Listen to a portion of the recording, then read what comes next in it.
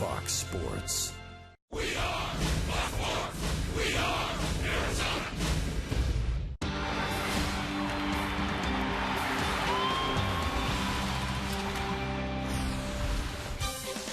A look at the Grand Canyon, and boy, are the Diamondbacks glad to be home. They'll be home for 10 whole days. Inside Chase Field tonight, it's game number 2 of this 4-game series with the Miami Marlins. The Diamondbacks falling a half game last night in the standings. The Giants leapfrogging the Dodgers back into first place, so the D-backs buy back at the start of play tonight.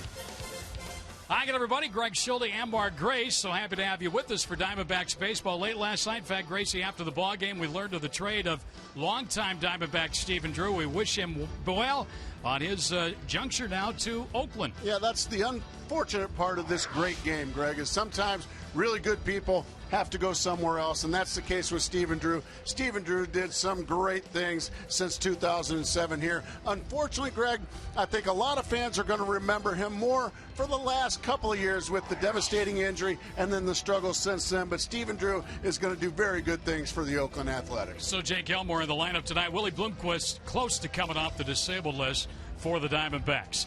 As far as what happened last night, well, let's put that on the back burner. That's done with. Forget about it, as they would say. But the Diamondbacks at home, especially since early July, have been playing some good ball. Yeah, they really have, and they need to start doing this. This can be a big-time moving series here if you're the Arizona Diamondbacks. You see at home, they swing the bats so much better. They're a more confident ball club here at Chase Field, and they're going to have to, because last night they didn't look like a confident ball club. They got throttled here by the Miami Marlins. Now they need to take some confidence back tonight behind Trevor Cahill. And Trevor Cahill, last time out, was very good against St. Louis. He really was. He needed to stop the bleeding the last time. The St. Louis Cardinals had beaten the Arizona Diamondbacks twice in a row. He went out and threw 6 beautiful innings, kept his team in the ball game. The Diamondbacks ended up winning that one late, and now he needs to stop the bleeding here again this evening, Greg. That was a throttling the Diamondbacks took last night by these Marlins. So, once again, Trevor Cahill with an opportunity to come up big. Well, the game's coming up next. Brad will be back, Brad Steinke. He'll take a look at one of the members of the bullpen, kind of one of the unsung heroes this year, submariner Brad Ziegler. Diamondbacks and the Marlins, game 2 of the 4-game set. We got it coming up.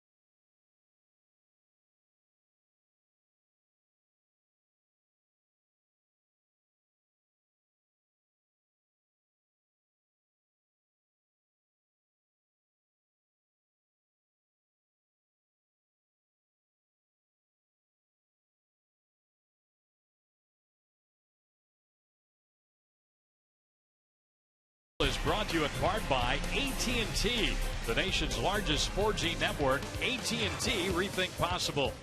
McDonald's, I'm loving it.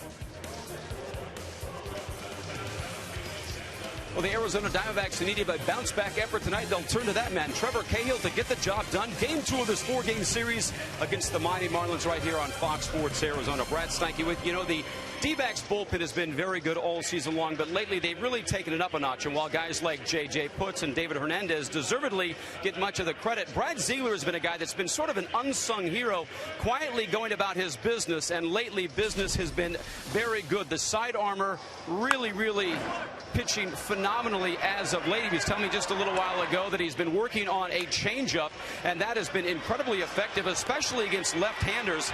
He has held lefties to .227 batting average this season, but his forte is getting ground ball outs and perhaps most importantly, double play outs. Look at that ERA and close to 50 innings. He goes all the time. Gibby calls on him. He leads all of Major League Baseball with 14 double plays induced. So Brad Ziegler is a guy that has pitched very well for this team. That bullpen will be key as they make their way to the stretch drive in their quest to repeat as champs of the National League West. We'll stick around. As I mentioned, a much-needed bounce-back effort tonight for the D-backs after their thumping to the Marlins. It's Cahill and Nolasco on Fox Sports Arizona.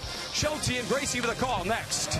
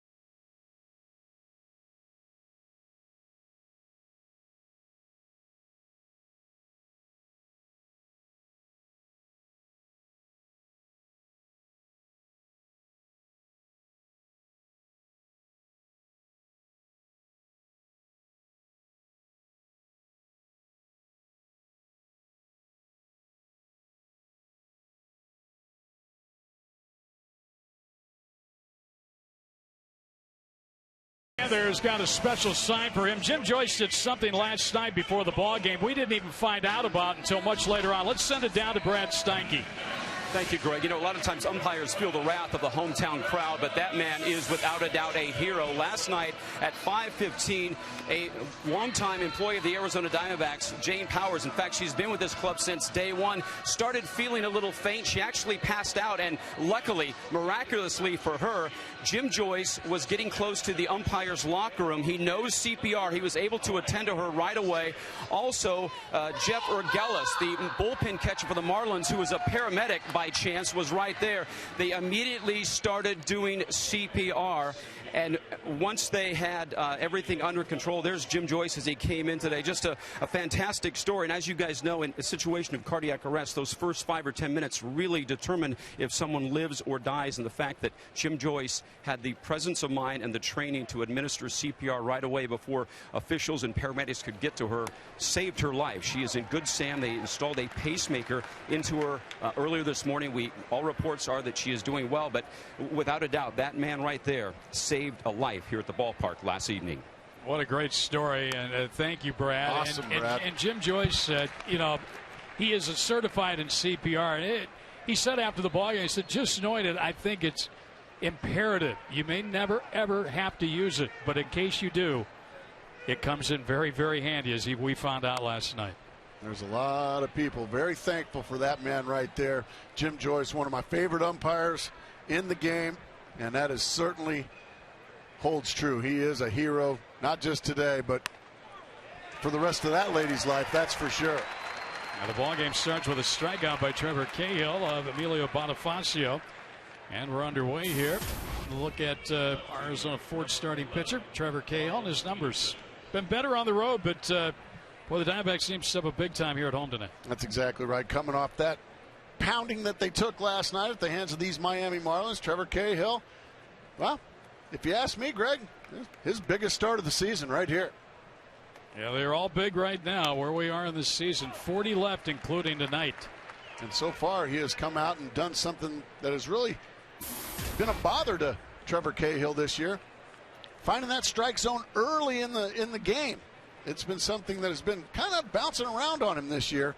But so far, a strikeout. And now a 1-1 count here to the second batter, Brian Peterson. Look at the mix there. The ERA on the road, that's one of the top ERAs on the road by any pitcher in baseball. That's a pretty big discrepancy. Yeah. He's allowed a first inning run in 11 of 24 starts, including 7 of his last 11. But he retired Bonifacio easily, and he's ahead of Brian Peterson here. A ball and 2 strikes.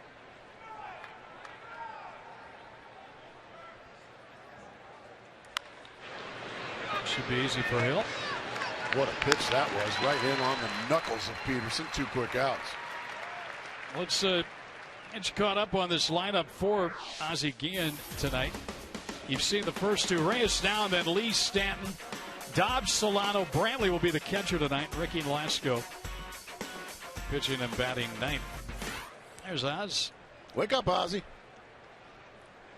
Probably out a lot of the night celebrating that big victory last night.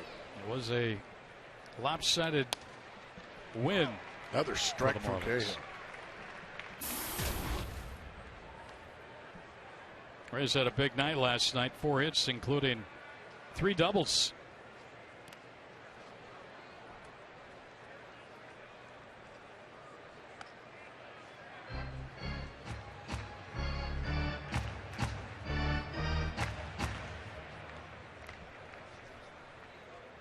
First season now with the Fish. A little tougher play for Hill, but throws him out. This inning is over. Very easy. Just a handful of pitches for Trevor Cahill. Diamondbacks will take a look at Ricky Nolasco when they come to bat at the bottom of the first.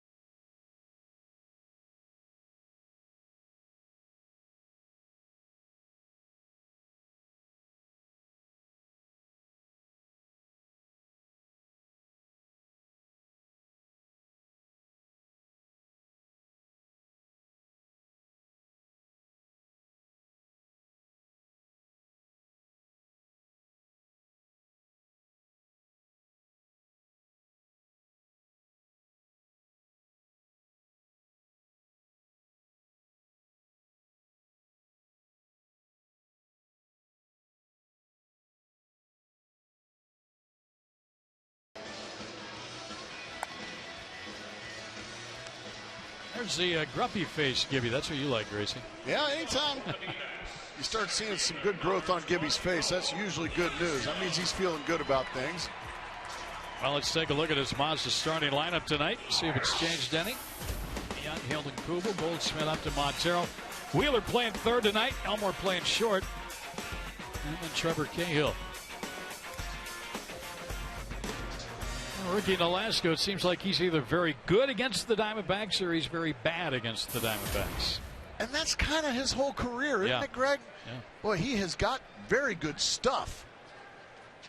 But and he can go out and dominate you sometimes, and then, mysteriously he can also, go 2 1/3 and give up 8 runs. It doesn't make a whole lot of sense.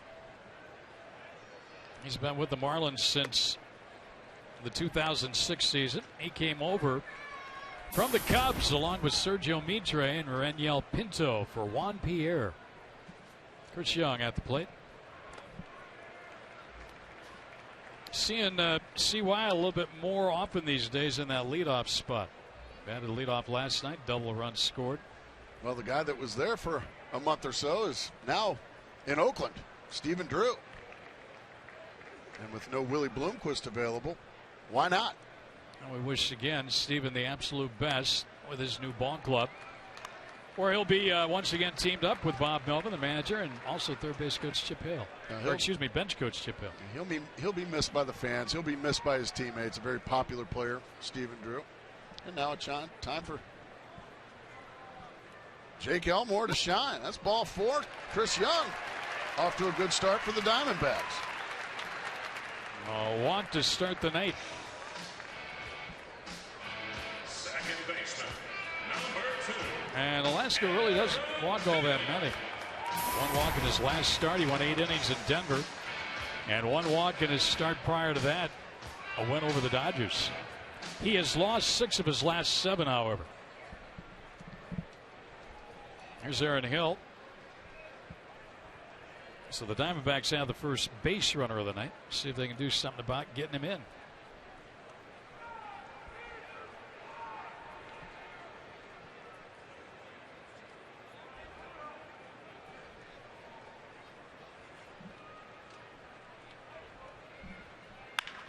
That's fair down the left field line. Young will turn second, up for third. As Peterson goes over to get it. Young being waved home. Here he comes, and Reyes won't even throw it. 1-0 Diamondbacks on an RBI double by Aaron Hill. That's cashing in on that walk quick. It didn't take long. The first fastball he saw from Ricky Nolasco, it was right in the middle of the plate, and he rips it by a diving Dobbs at third base, and then once it gets down in the corner, it is easily scoring for Chris Young, flying around the bags. Boy, Aaron Hill's had a really good year, hasn't he? Oh, man. He has been terrific, obviously offensively. And I think a lot better than a lot of people expected defensively I agree with as well. You on that. I agree 100% with you on that. Here's Kubel now. And a little floater. Shallow center. That's a hit. Hill had to hold in case that ball was caught. He'll round third, but hang on there. And it's first and third here. Well, we saw that happen to Saunders last night. Little bleeders like that. 3 in a row like that. That led to a 9-run inning. Well, after the double from Hill, now there's just a little bad handle job right out there in center field. First and third with a run already across, nobody out. And Paul Goldschmidt with a chance to make this a big inning.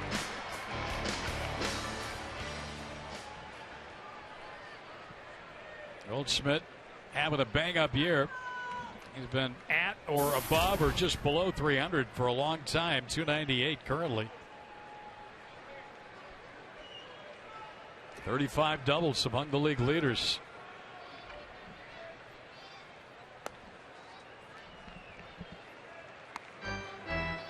He jumps ahead of the count.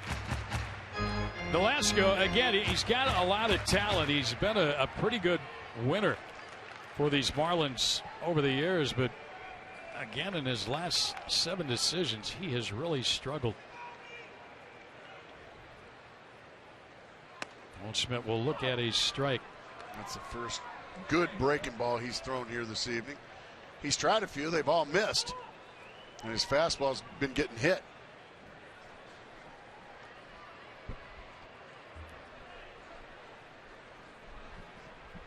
Holtzman taking a little extra time up there. Normally he doesn't even leave the box, but he went out and set himself.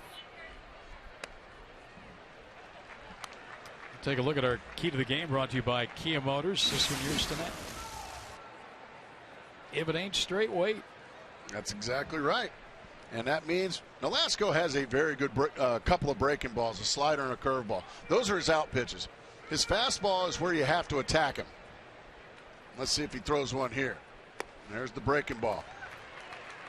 Well, what did we see? We saw Aaron Hill rip a fastball down the left field line, and then Jason Kubel jumped on the first fastball he saw. So if it ain't straight, you got to wait. There you go. He should be throwing something straight here to Paul Goldschmidt on a 3-1 count.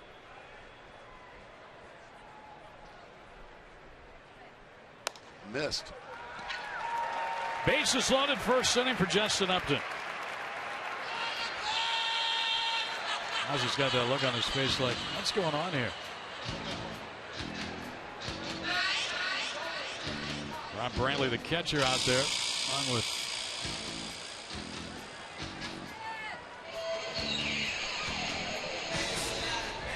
there's what the numbers we told you about. Look at that ERA. Wow. And the batting average against. He's a much, much better pitcher than that. But he's just kind of going through what this Miami team has gone through this year.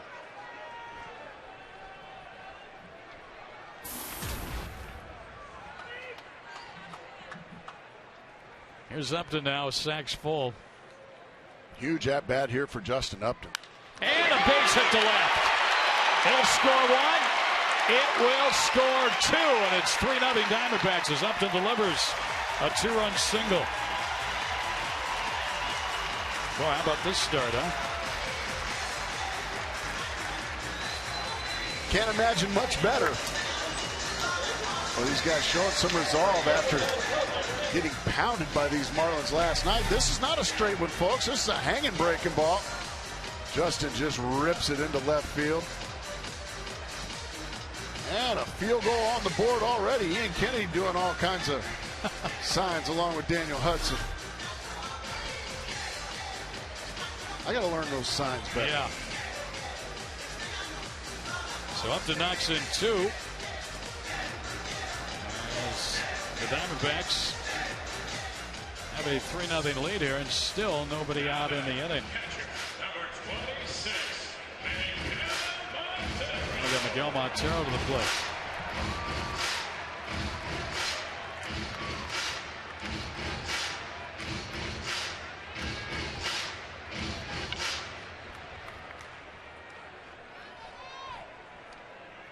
Upton, in his prior 23 at-bats, had 18 singles. Now, that was a single. But that's a single that was really worth something. Hit hard. Yeah, a couple of runs. That was one that 2 runs are going to score easily on that one because they don't have to wait and see if that one's going to be caught or anything like that. You're just running around the bags. Montero, a wave and a miss. Good changeup right there. Montero way out in front. Well, we're halfway there already, but we'll tell you that anytime the Diamondbacks scores 6 runs or more, Taco Bell gives away 3 free tacos with the purchase of a large drink between 4 and 6 p.m. the following day at participating locations. I say go get all 6 of there in this first inning. Why not? Don't tease us. 1-2 on Miggy. Montero having a bang-up year. You look at the numbers on him, the batting average, 285, 72 runs batted in, closing in on 60 walks already. And how about that? 500. The last 20 at-bats with a dozen ribbies.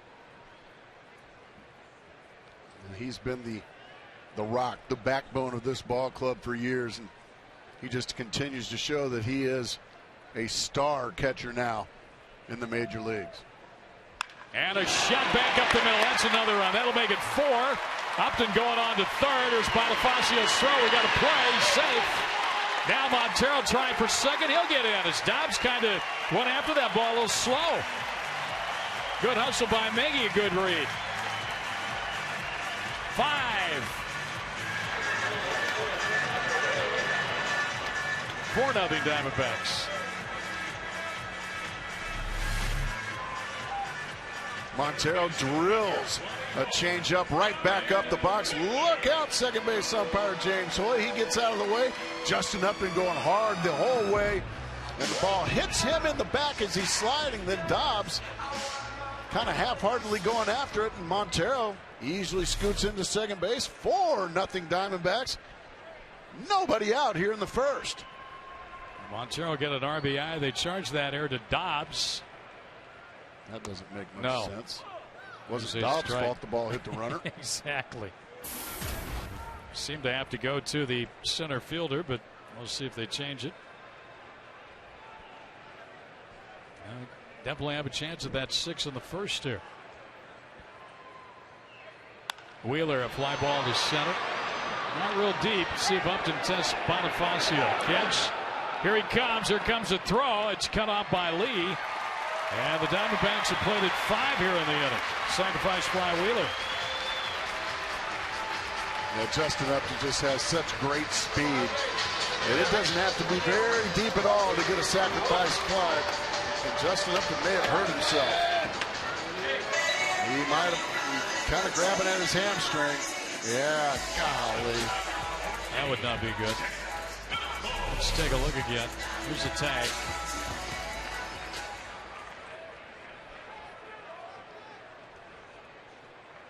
Didn't really notice anything right there. Didn't notice anything, but he certainly was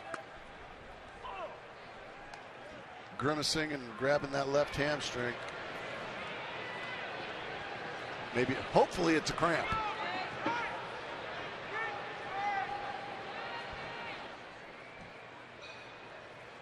Jake Elmore now with a chance to make it 6 in the inning. Diamondbacks have already played at 5 here.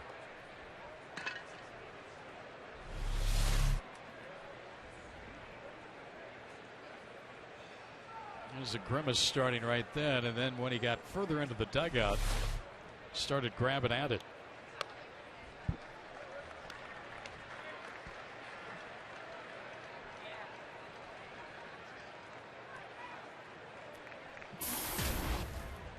Every at-bat here in this first inning has been productive. Even the out that was made was a sacrifice fly.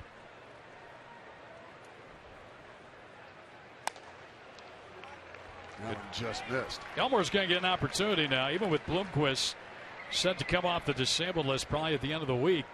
Elmore will still get some starts.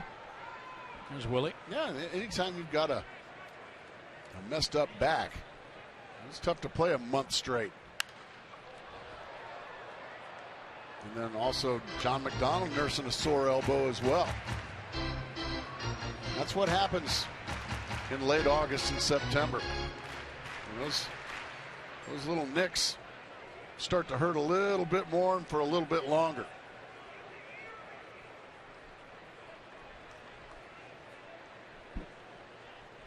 Three-two now on Elmore.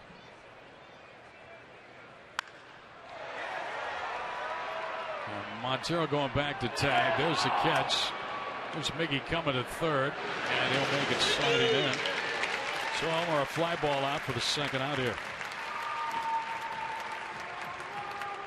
Diamondbacks getting these fans excited early on. That's a 6-run perch there at third base. I was going to say it. Trevor Cahill, nothing better than getting an at-bat in the first inning.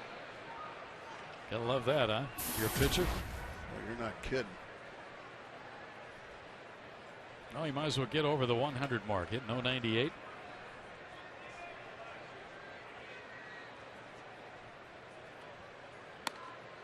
One around.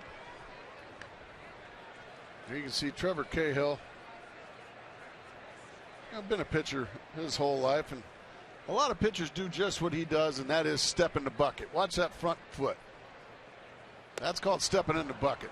When you step more towards the third baseman than you do towards the pitcher.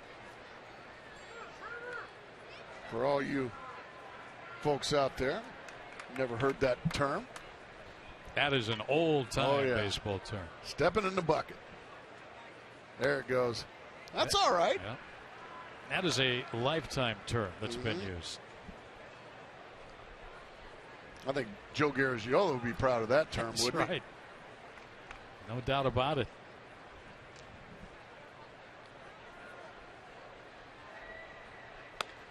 He laid off. He did lay off.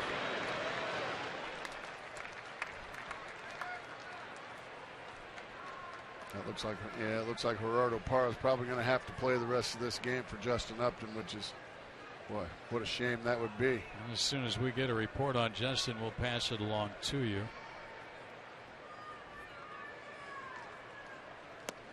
He laid off another tough one. See, he's not swinging at that breaking ball. He's waiting for the straight one. If it ain't straight, you got to wait. Attaboy, Trevor Cahill. He's run the count full. They've gotten the pitch count up to 30 in this first inning on Alaska.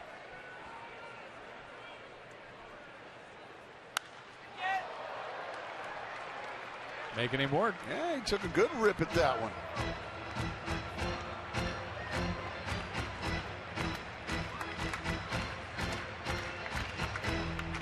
Montero drove in a run, his 73rd in this inning.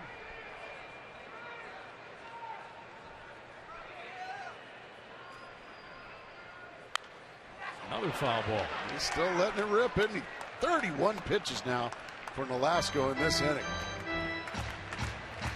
32 now.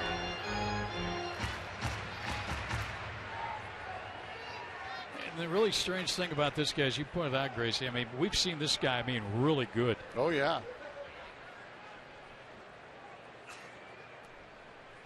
Ground ball back up the middle. Rose will get to it. And throws him out, and the side will be retired. But the Diamondbacks bat around to the first as they get 5. Nice start to the night. And the Diamondbacks heading to the second on top of the Marlins, 5-0.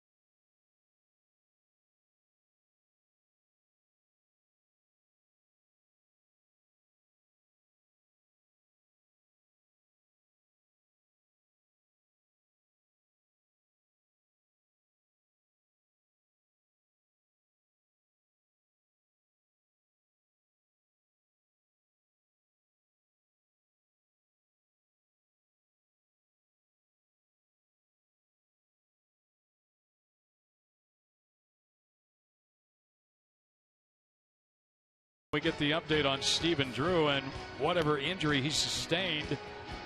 Guys, Justin Upton, we will pass that along to you. And it's too bad. Justin had a good at bat. Yeah, that would be awful. Let's just hope it's a cramp or just maybe a little slight pull, maybe something for the rest of this game. Well, they got him out of there, and they'll tend to Justin in the clubhouse. And Parra now is in Upton's spot of the batting order, which is 5th and playing right field. That puts a little damper on what has transpired here early. Got that right. Well, Justin ripped that ball on the left for a couple RBIs and then scampered from first to third. Scored on a very short fly ball with his speed. And then on top of that, you put a doubleheader tomorrow. Yeah. So again, they will treat Justin Upton in the clubhouse. And if and when we get word on what the injury is, we will pass it along. This is Carlos Lee leading off. Cahill had a very easy 1-2-3 first inning. He throws a strike, and this becomes a very important second inning now that he's been given a 5-run lead. No question. If you can go out and have another strong inning like you did in the first, you can almost put this team away.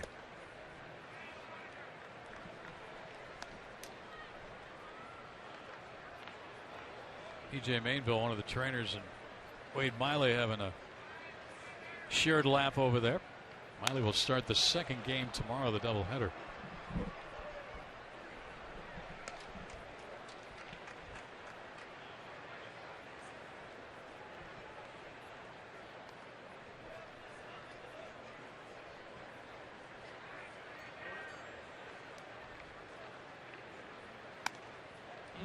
Just missed outside the leadoff walk to start the second inning, given up to Carlos Lee. Well, and here comes that guy. Right fielder, number 27, John Well, Carlos Stanton. the man, that man, got his nickname Stan the Man Musial in Brooklyn because he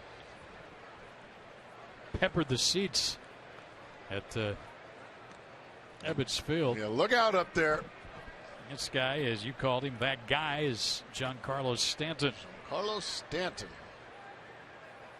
Swing and a Well, miss. you throwing pitches like that, nobody's going to hit you. I got somebody's gumbo up there in Friday's front row. This one didn't quite get that far, but it was still plenty deep. Boy, back-to-back breaking balls. Nice. Pretty pitches. That must be a nice feeling to hit a ball that far I wouldn't know. and watch it travel like that. That's what he's done in his last 13. I couldn't hit one that far with the wind blowing out at Wrigley. Stan only played in his 94th game. He's missed roughly 30. About a month of the season. I wonder what those numbers might be. Oh, a swing and a miss, and Cahill strikes him out. His second strikeout. Let's take a look at our Geico quote provided by Giancarlo Stanton. I felt like it was up almost every inning, but felt like the game was flying by, so you realize how fun the game can be when you go out there, have a performance like that. Well, it was a quick game, 2.5. Thanks to Mark Burley. Yeah. Unfortunately for the Diamondbacks, I'm sure that game seemed very slow. I was going to say it lasted a long, long time if you're a Diamondback or a Diamondback fan. There's Burley. The fastest worker in baseball. And the more runs he got to work with, seems like the faster he worked last night. Greg Dobbs now going to take his shots from the right side here. From the left side here. Trevor Cahill. Been a part-time player his whole career. Been a valuable guy everywhere he's been. I was just thinking the same thing, and he gaps this one out there. Young will cut it off, and he'll hold Dobbs to a long single as Lee gets over to third.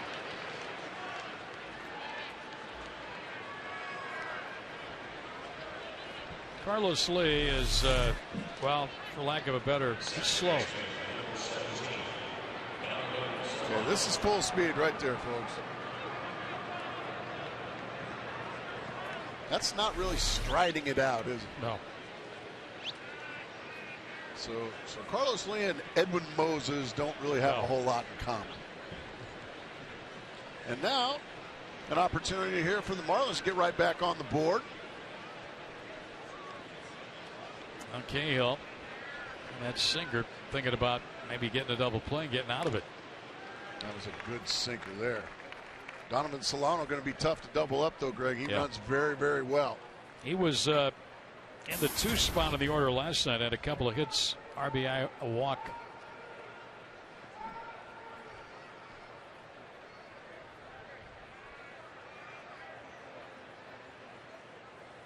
Swing and a miss. Well, strikeout would do also. He's throwing those beautiful little sliders, almost cut fastballs or sliders. We saw him throw them to Giancarlo Stanton and strike him out, and then he threw another beauty there to Donovan Solano. Now he's got him 0-2.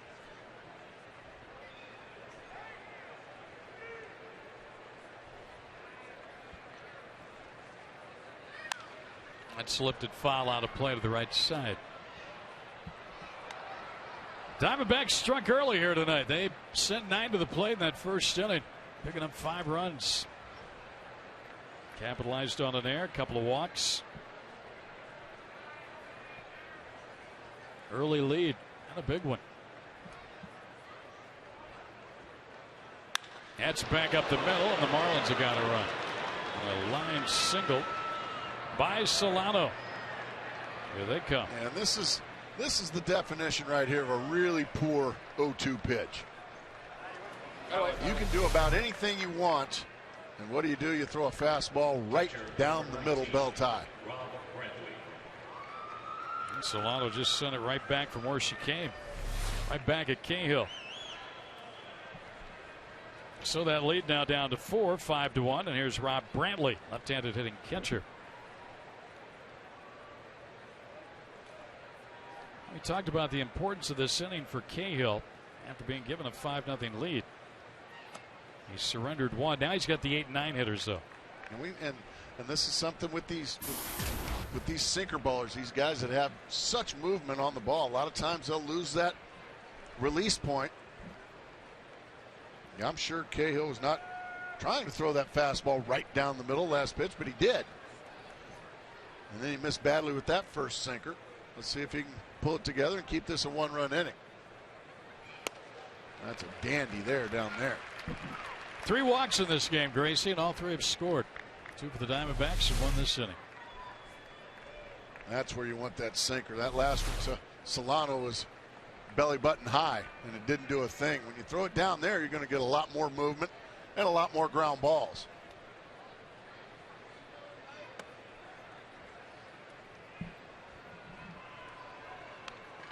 Count runs to 2-1.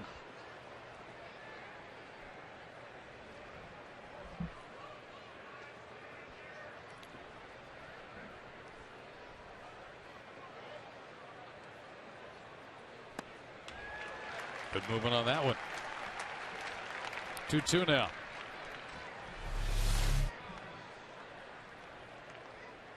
Well, that had some really good tilt on it. Brantley's had only 9 at bats since coming up from the minor leagues. 1 hit.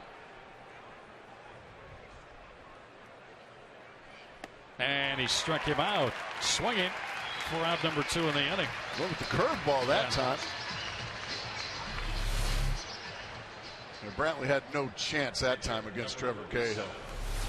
He swung and missed it 3 pitches, and he missed them all badly. So big out there now.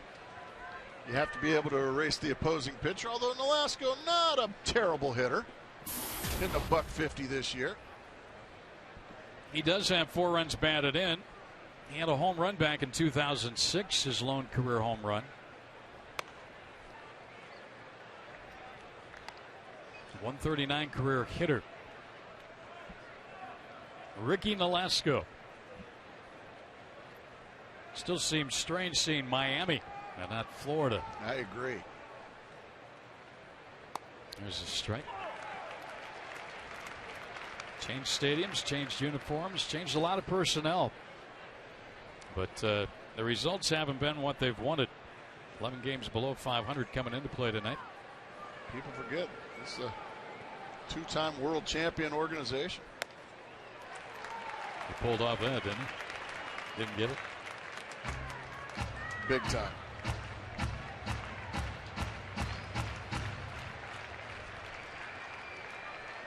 And the count 1-2 now.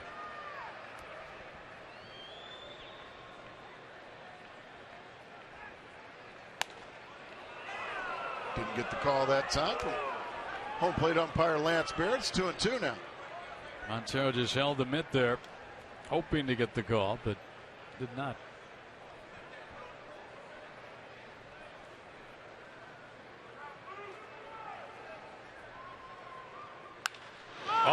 That's it pretty well. Kubel going back. Can he get back there? Reaching up. No, he didn't get it. It bounced into the seats. It'll be a ground rule double. Only one will be able to score. The Diamondbacks caught a break on that fact that ball bounced on the warning track and then into the seats. So instead of 2 scoring, Only one will score, but it makes it 5-2 on the double by the pitcher. Yeah, two huge mistakes by Trevor Cahill in this inning. One, the 0-2 fastball right down the middle to Solano, and then just a belt-high, nothing for some reason slider, and a ground rule double for the second run of the inning. So Trevor Cahill has made some awfully good pitches in this ball game early, and two really, really poor ones, and he's paid a dear price for the two poor ones. Number 2, Gorkys Hernandez. Well, now we're going to get a pinch hitter for Bonifacio, so I'm guessing that's due to injury. Bonifacio's being lifted here, and Gorkys Hernandez will pinch hit instead. Interesting. That's where you wanted to throw that slider down there. Bonifacio has had 2 stints on the DL this year with a bad left thumb. Missed a total of 60 games on the disabled list. Just came off the DL. And he's pinch hit for here on the second by Hernandez.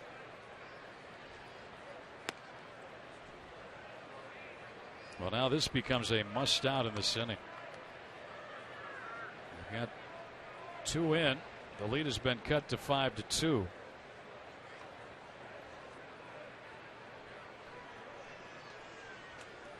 This is the 7th man of this inning for the Marlins.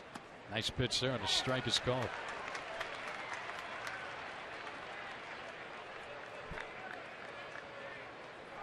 Both these teams, we know of Upton left due to injury. We're assuming that Bonifacio has, and as we made mention, a double dip here tomorrow.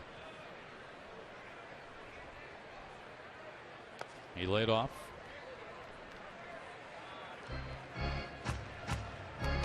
It's been a long inning for Trevor. I think he only threw 10 pitches in the first inning. He's up over 40 now. He's really had to battle through this.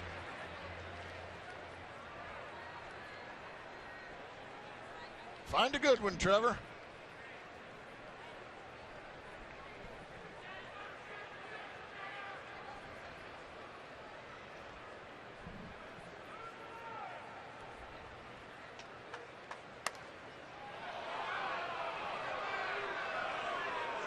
Another nibbler that didn't nibble enough, I guess, on that corner. 3-2.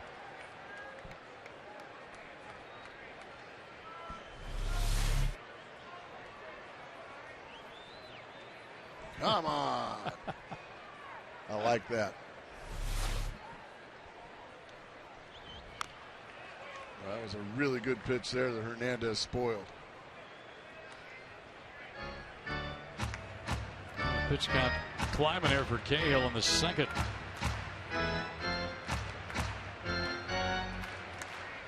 This 2-run rally started with a walk, as did the 5-run first inning for the Diamondbacks.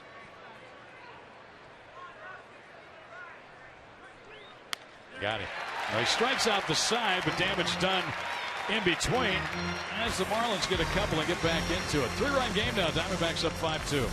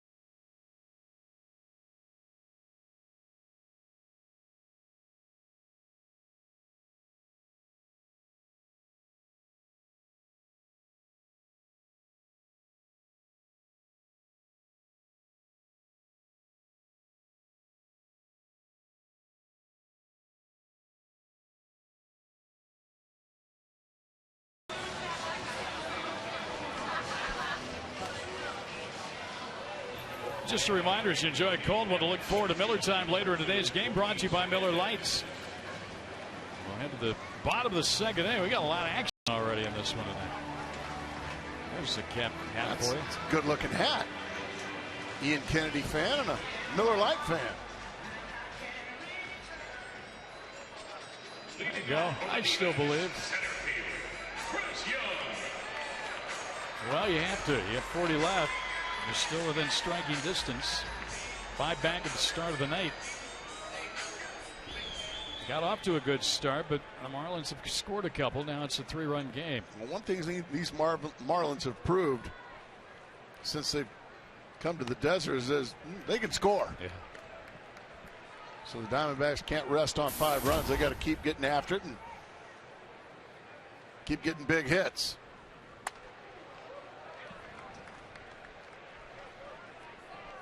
Family night. Every night's family night at the old ballpark, isn't it?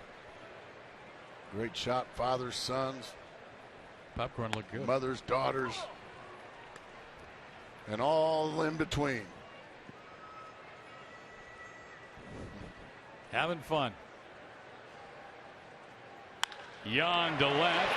That's going to be caught out there by Peterson, one away.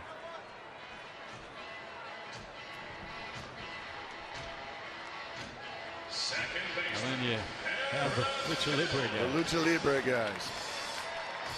Did you see the article in the paper, Sunday's paper, about the Lucha Libres? No, we were out of town in Houston, Gracie. Oh, that's right. I was here. Well, the Sunday paper could have still been in your driveway when you got home. Thrown away. Ours is thrown away. And you've heard about the internet too. Yeah. You know, you can. I go to the sport. It was in the sports page. No, it was in another section of the paper, but it was in talking about. They actually had the Lucha Libre wrestling in Mesa, as that was ripped foul down the left field line.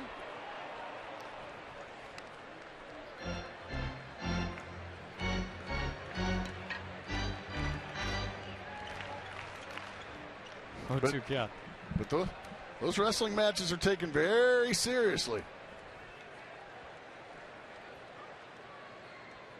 That's going to be tough. Reyes and one out of play. Those 2 for 2 on an infield hit. And I had trouble written all over it when it got by Nolasco. And Nolasco falls over to the first base side, and once he does, he can't get that little nubber. Reyes does everything he can. I think even if he comes up with it clean and makes a good throw, Greg, I think Hill's going to beat it out. Well, one thing the Diamondbacks got to do here, they just got to keep piling runs on. That's exactly right. See if you can get Nolasco out of here. Go to their bullpen. And that would behoove them for tomorrow's doubleheader if they can get deep into that bullpen early tonight. Kubel had a bloop single to center and scored in the first inning. Every time a Diamondback player hits a home run this season, Fulton Homes will donate $150 to the Central Arizona Mountain Rescue Association.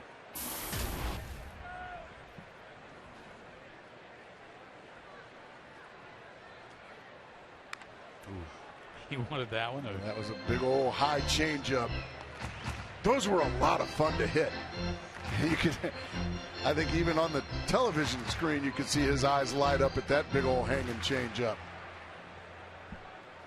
He doesn't miss too many of those. Nolasco's already up over 40 pitches on the night.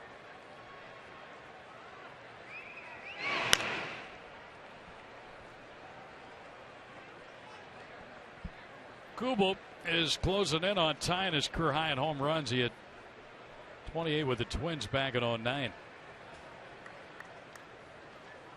One more outfield assist for him, and he has a new team record for the Diamondbacks in the outfield. He's had 12. He's tied with Eric Burns and Gerardo Parra.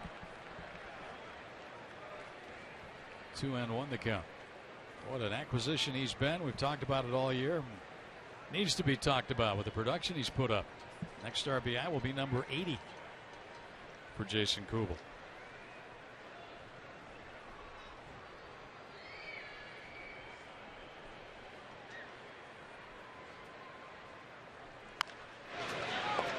Scatter the dugout a little bit over there.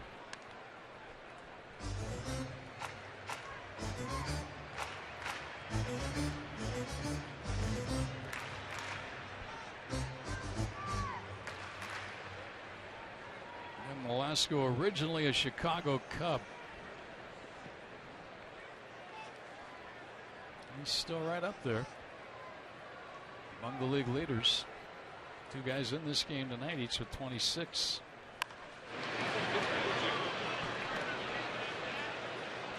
You know where Corona, California is, Gracie? That's where Velasco's from. The Inland Empire in Southern California. Graduated from Rialta High School back in 2001. A lot of good athletes, a lot of football, a lot of, like I said, it's a kind of a blue collar area of Southern California. A lot of hard working young kids, hard working families out there.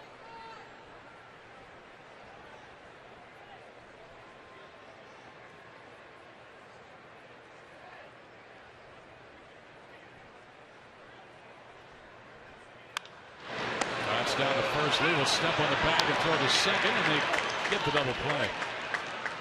3-6, and a little easier inning for Velasco as he tames the Diamondbacks in the second. 5-2 Arizona.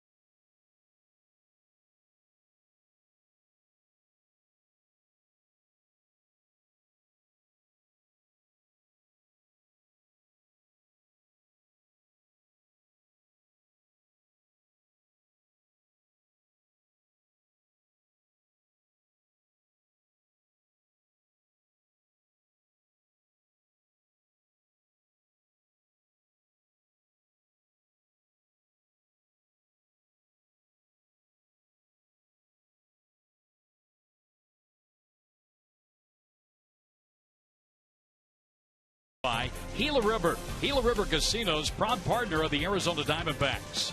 Mazda, we believe if it's not worth driving, it's not worth building. Well, looks like Sedona make the trek down the highway and here to Chase Field where we start the third inning. Brian Peterson leads it off against Trevor Cahill. Reyes and Lee will follow. D-backs got 5 in the first. Marlins got 2 in the second. Will foul. Over a long run, but can't get there. That's the life of a corner outfielder. You got to run about 50 yards on a full sprint. It's foul. Trot back, and a lot of times those dastardly hitters will do it again on the very next pitch to you. Peterson grounded out to Aaron Hill in the first inning. Cahill had a very easy 1-2-3 first, but faced 7 hitters in the second. Bounces up there.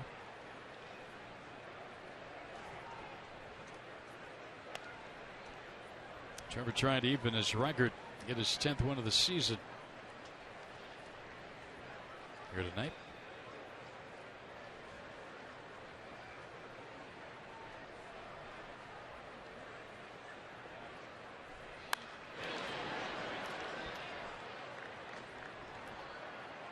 Our third inning brought to you by Miller Lite. Visit local retailers and text road trip to the Miller Taste Team. That's at 620-620. Your chance to win one of 3 interdivision rival flyaway trips this summer. Boy, just missed that inside corner. There have been some close pitches that Lance Barrett has not called a strike. This is one of them.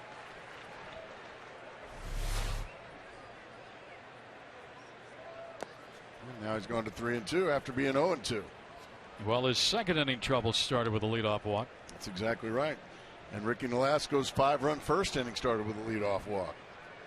So all you young pitchers out there, try not to walk the leadoff man. Oh, that's profound, Gracie.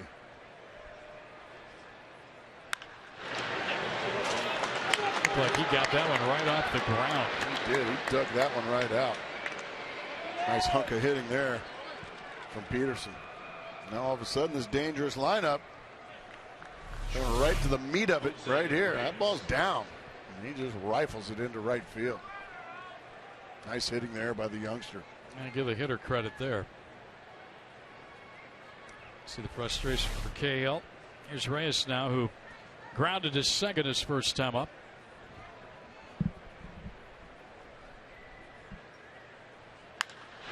This one grounded to first. Goldschmidt thought about going to second, but took the wise play at first. Smart play. Go ahead and take the out.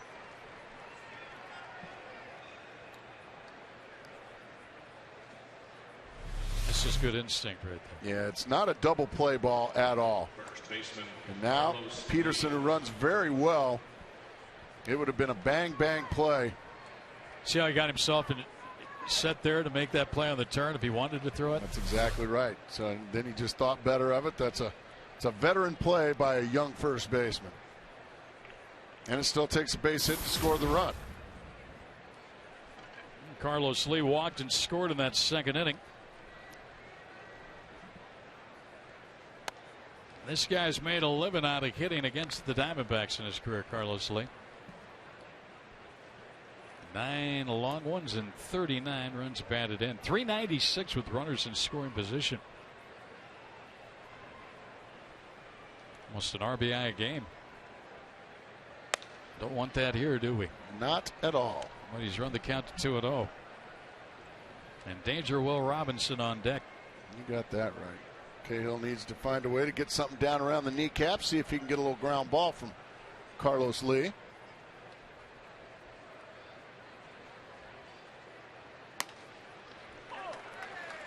Maybe an extended outside corner there, at least to Carlos Lee. Trevor Cahill will take it. That was a good pitch.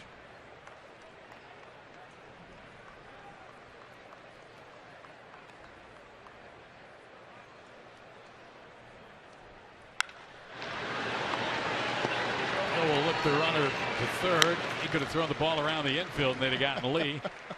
2 outs.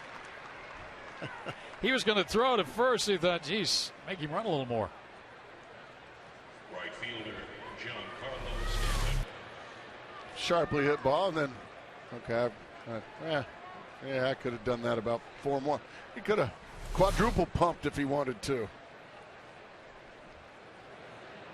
Now he got stand up with that runner at third, 2 down. Well, he's throwing a steady dive of those little sliders. And Stanton hadn't made contact with any of them yet. Really hasn't come close yet.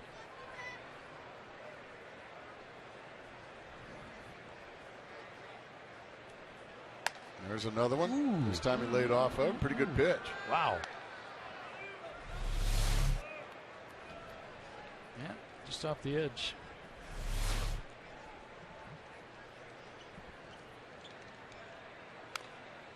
Change up. He left that one up, and he got away with it. That one was about belt high and on about maybe middle end. Yikes! But they're not mistakes when you get they're that swung result. And missed or swung and fouled. But you don't want to make a habit of doing that to this beast. And he has been a beast. Giancarlo Stanton.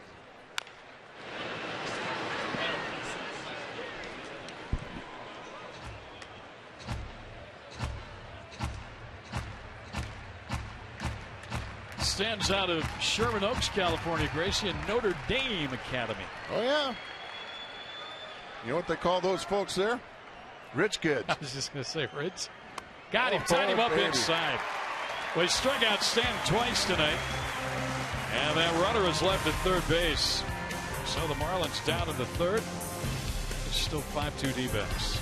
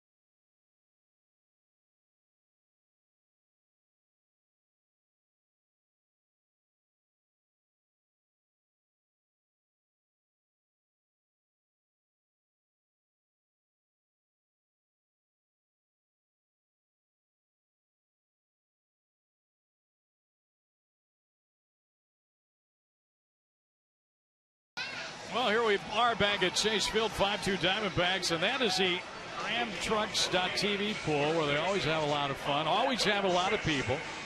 Good-looking crowd out there tonight. And it's the norm out there. Right now they're watching a high-scoring game early. It's 5-2 Diamondbacks, and we're only into the bottom of the third inning here. Gibson's seen a lot of good offense. First inning, Diamondbacks pushed across 5 against Alaska. Goldschmidt takes a strike. An autographed Paul Goldschmidt jersey. That's a keeper. Trying to bring him luck. That was a pretty good breaking ball. Didn't get the call. I don't know about you, but I have a lot of fun watching this kid and the progress he makes. It seems like he makes it from game to game, week to week. Well, we just talked about it in the field the last inning. That's hit a long way, but it's going to be caught out there by Stanton in right center. And, we talked about it last inning in the field. The sure out at first base off the ground ball from Jose Reyes. Instead of trying to do something heroic and try to turn a difficult double play and maybe throwing a ball away or hitting the runner in the back with the ball, take the sure out and then trust your pitcher, Trevor Cahill, to get the next two guys out, and that's exactly what happened, and a 0 was put on the board. And Cahill went through Reyes on that ground ball to Goldschmidt, and then got Lee and Stanton to end that threat. There's Parra batting for the first time tonight. He replaced Justin Upton, who left due to an injury. We have not received word on that, what that injury is yet. And Justin was removed from the ball game. He singled. He went on to third base and then scored on a sacrifice fly. And then as he was going to the dugout, was grimacing. And they removed him from the game, and Parr took over. Yeah, Justin drove in a couple in the first inning. Had gotten 2 base hits here last night as well. So he was seeing the ball well here at Chase Field in these 2 games. Well, let's hope it's just a minor little thing and he'll be back soon.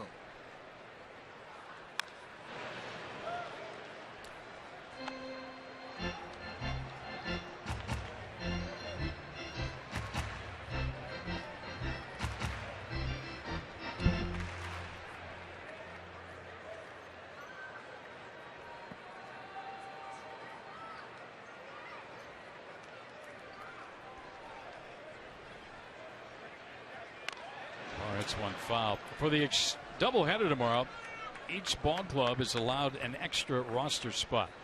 So each team here tomorrow, instead of the 25-man roster, will have a 26-man roster.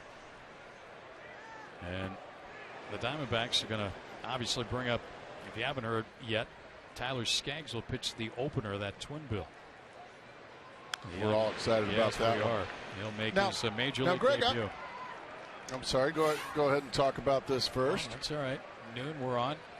Jacob Turner, who came over from Detroit in that big trade that the Marlins made, will go to the mound and face Tyler Skaggs, and then LeBlanc and Miley in the 6:40 game. 12:40 and 6:40 are the game times here. Pre and post for both shows, so it's just like that's the way it should be. Yep. Mara will lay off there. What were you going to ask? Now, we're talking here. The extra player will be Tyler Skaggs tomorrow. Sam Demmel called up, and he took Drew's roster spot. He's taking Stephen Drew's roster spot.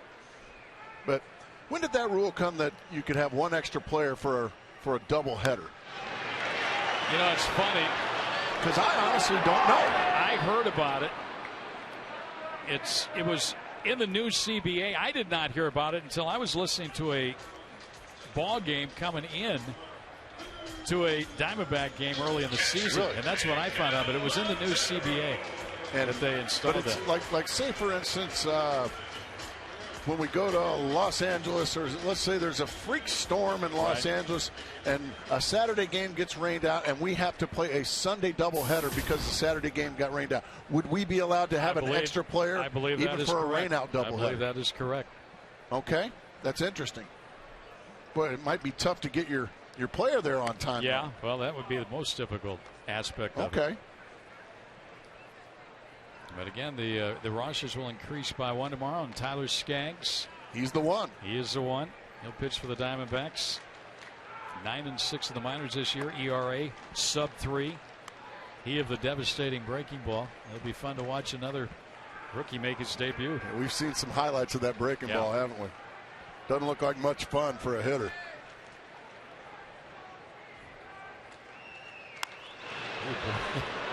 Arturo got around to that one a little too early. The upper deck, and it fell down to the lower deck. That fan getting booed. That guy Miguel, I like that. Yeah, he hits this ball hard, but about 900 feet foul.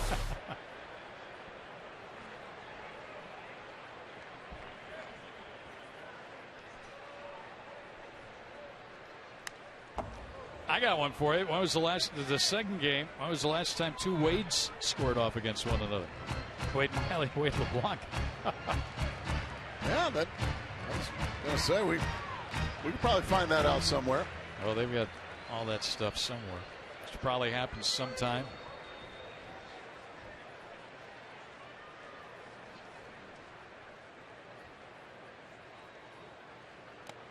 We're of the understanding now that you have to have a day, more than a day in advance, to expand that roster to 26. I see. And that to guard against the home team having an advantage. 2-2 count here on Montero. Velasquez starting to settle in here. Yes, he is. Second time around the order, 1-2-3 in this inning, and a 5-2 Diamondback lead after 3.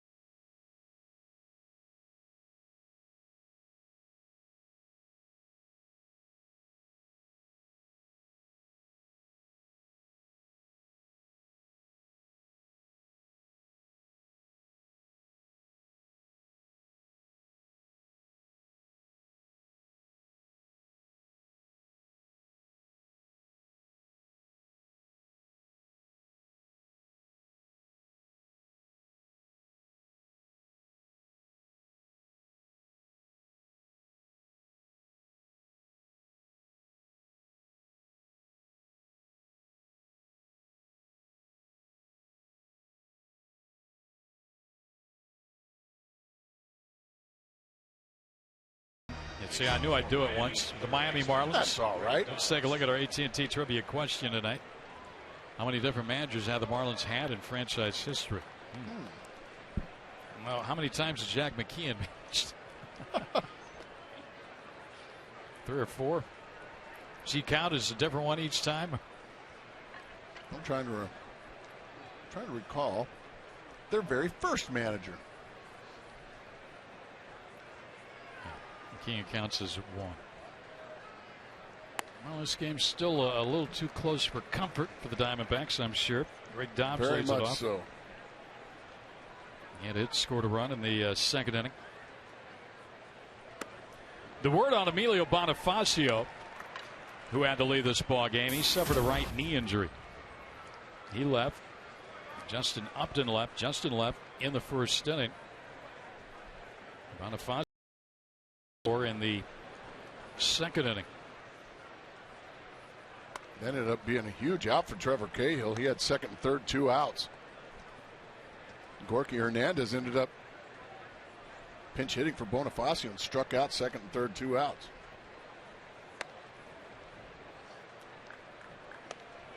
The Marlins have gotten their leadoff man in 2 of the 3 innings. A walk, man scored in the second inning, a single in the third inning, and a strikeout here of Dobbs. That's already He's 6 stacking them up, strikeouts. isn't he? Yeah, Trevor Cahill. Yeah, Cahill, when he gets his strikeouts, they're just kind of sneaky strikeouts, aren't they? They're not those dominating Randy Johnson type strikeouts, but he tends to. He gets more than his fair share of strikeouts over the course of 9 innings. Came in with 109 on the season.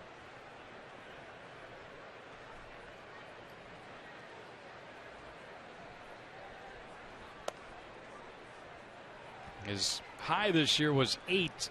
That was against the Angels on June 15th.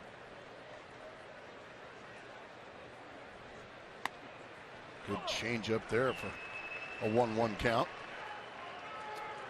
Career high in strikeouts for Cahill. As we look at that last pitch, is 10 against Pittsburgh back in 2010, and he hits Donovan Solano on 1 up and in. He just rode up and in on him, and he couldn't get out of the way. Catcher Rob Brantley. That is the 7th hit batter of the season for Trevor Cahill. Solano hit for the 2nd time. Brantley was a strikeout victim his first time up. And he looks at 1 down, 1-0. Cahill's to this point just kind of piecing it together thus far tonight. He's been really, really good. They called a balk on Cahill. All the umpires called the balk on Cahill. No argument at all from Cahill. I have to admit I wasn't really paying that close of attention. It must have been something awfully blatant.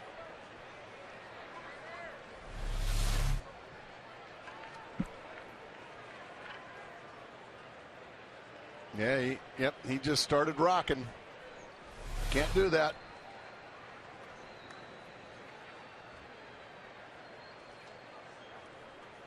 Now no double play in order. And a whole different situation now for a pitcher. That is the 9th balk by the Diamondbacks this year. Well, I know Ian Kennedy's got a handful of them, doesn't he? 4. 4. 2nd for Cahill.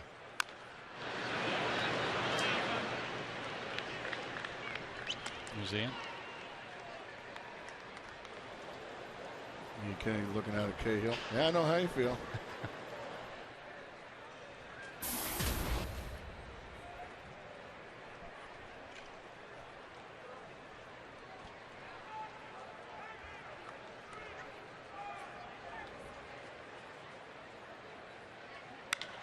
That's in the hole. Base hit. Parr will charge. The runner will stop at third as Parr throws through. Now the man down to second. The throw is offline.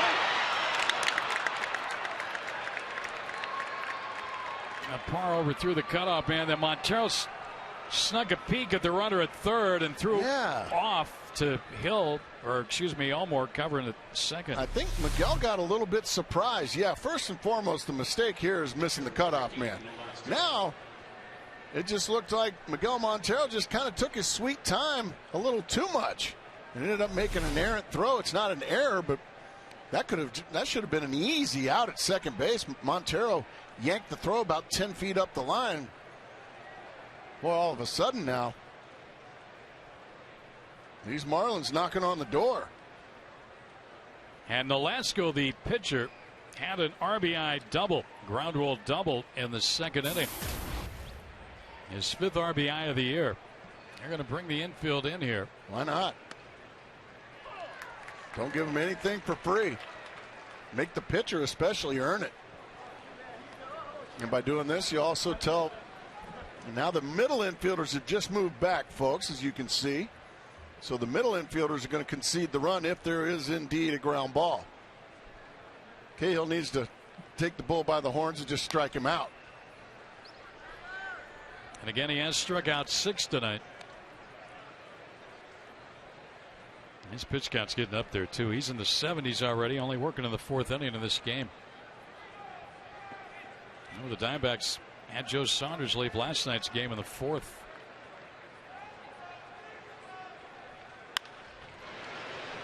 Well, he's 2/3 of the way there to that much-needed strikeout. Take a look at our high-speed pitch brought to you by CenturyLink. Cahill and Nolasco tonight, 92-92. I think if you can throw any kind of a decent curveball right here, I think you can strike out Nolasco.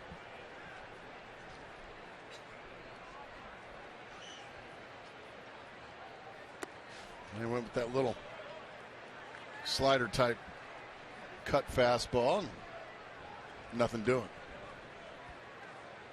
Trevor doing a little talking to himself. Now he goes. It looks like he's kind of stretching out his back a lot behind the mound. You know, doing like deep knee bends, kind of bending at the waist. Like he's not real comfortable with things. We got a big pop up. He sure did. Who wants it? Hill. Let the veteran take over there, Jake Elmore. Big second out.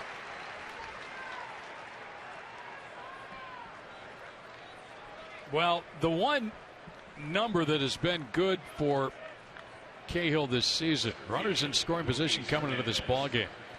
Opponents have only hit 200 against him.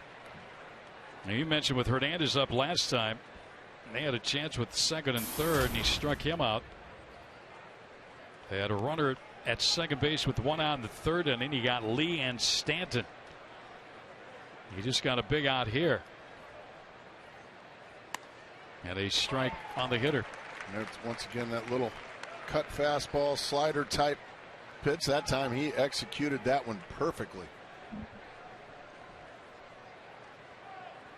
Solano hit by pitch. Brantley a single. The base runners. Ground ball to short, should end the inning. Elmore's throw is in time, and nice job again by Cahill, who got himself into trouble but got out of it as the Marlins lead 2. Still 5-2 D-backs.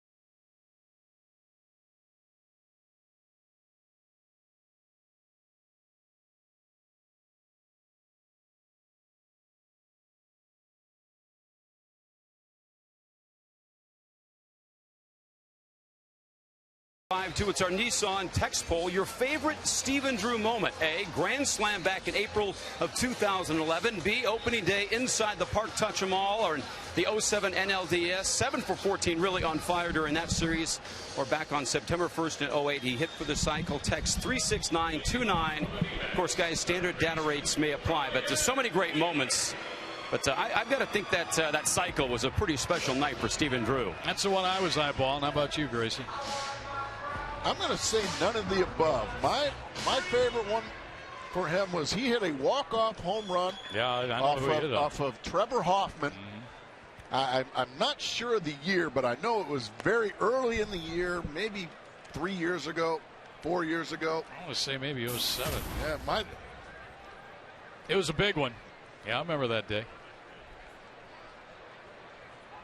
Ryan Wheeler pops it up behind the second base position, and Solano back out in shallow right field makes the catch. Well, one thing is very glaring there. Ricky Nolasco is settling in. And then some. That's what we were saying.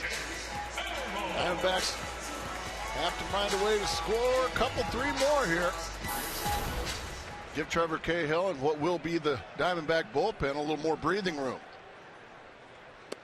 These Marlins have shown some firepower certainly here in the first game and a half in Arizona.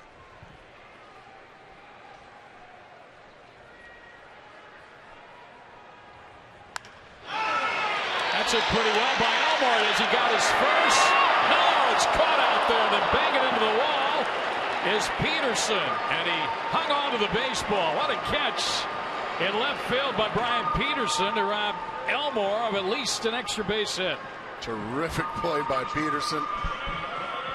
Very difficult to go back that quickly on a line drive. This was a line drive, not a fly ball, and he makes a great play. Softens the blow there by jumping up against that padded wall. And saves extra bases and robs young Jake Elmore of some fun. And Nolasco just continues to pour in strikes here after the first inning. He's retired 10 of the last 11 he's faced, and the one who did reach, Hill, was erased in a double play. And that was on just a little scratch infield single as well.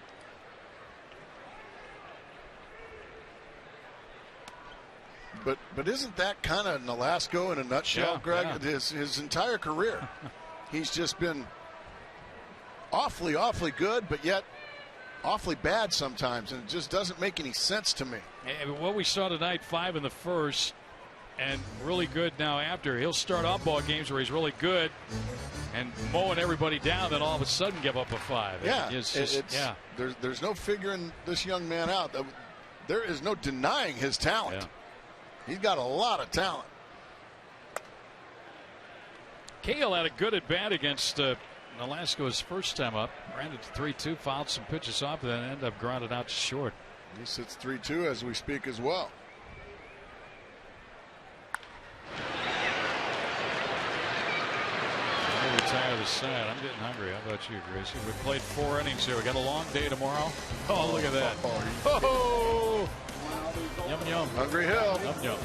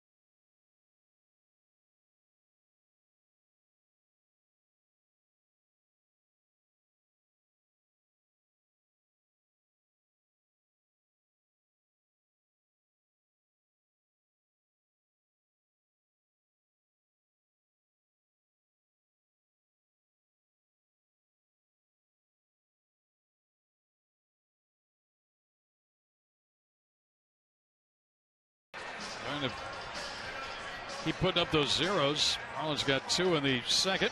Let's take a look at our Chaz Roberts air conditioning cool play of the game. It was the catch by Brian Peterson off the bat of Jake Elmore, robbed him of an extra base hit. Heck of a play. That's our cool play of the game, brought to you by Chaz Roberts. Yeah, that'll make a pitcher happy. And how many times does a player make a great defensive play? And guess what? He's leading off the inning. It seems to work that way, doesn't it? Does a lot of times. Much to that man's chagrin. Cahill has struck out 6 tonight. He has given up 5 hits. 1 walk, and that walk scored a hit batter. And he's just kind of pieced it together. He dominated in the first inning. Since then, he's been in the stretch most of the night.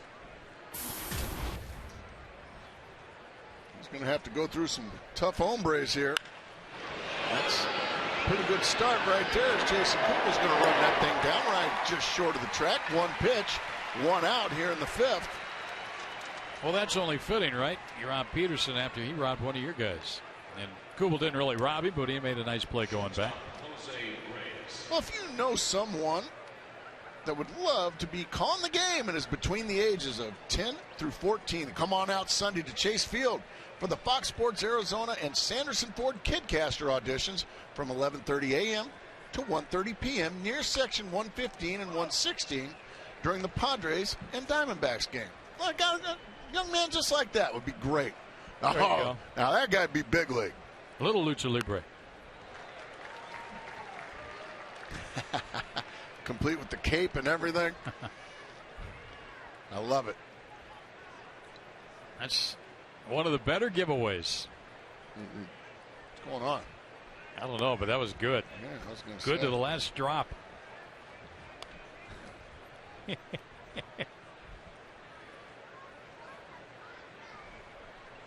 He is not about to let one drop of that ice cream go to waste.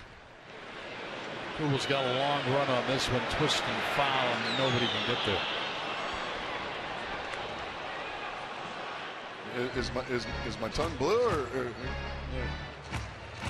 yeah? What about yours? Yours.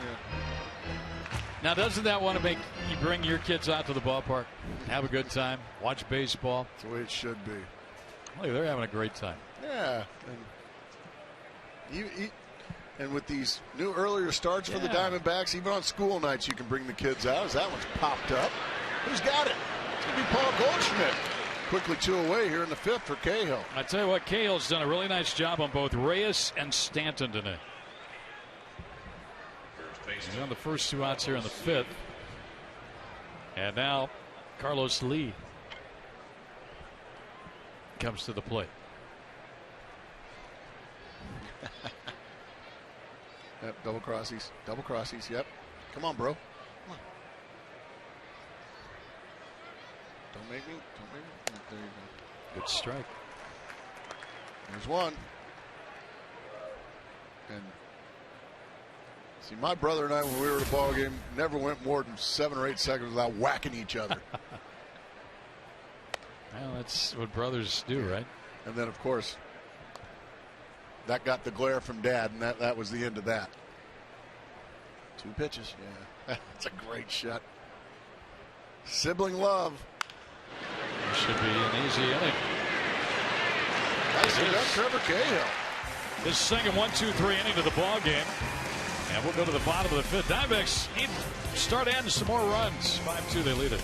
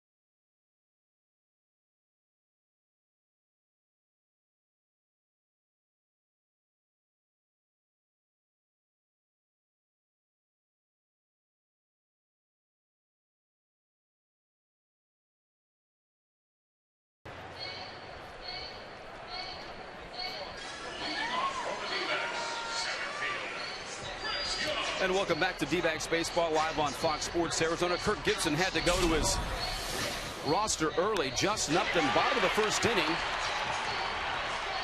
Got the base hit, drove in a run, and then going from first to third, slides in, and then came in on the sacrifice fly. But after he got back to the dugout, he was holding on to that left hamstring. He left the game, and word from the D-backs officials, a tight left hamstring listed day to day. But guys, tough to really see in any of those plays right there, anything that stood out. And so obviously they're a great deal of concern, but a tight left hammy is what we're being told. All right, thank you, Brad. Not good news, but I guess it could have been worse. As Young flies out here to start this inning. This is right after Justin had come back to the dugout, was trying to stretch it out with assistant trainer P.J. Mainville there. You can see he's still grimacing. See, he's in some pretty good pain.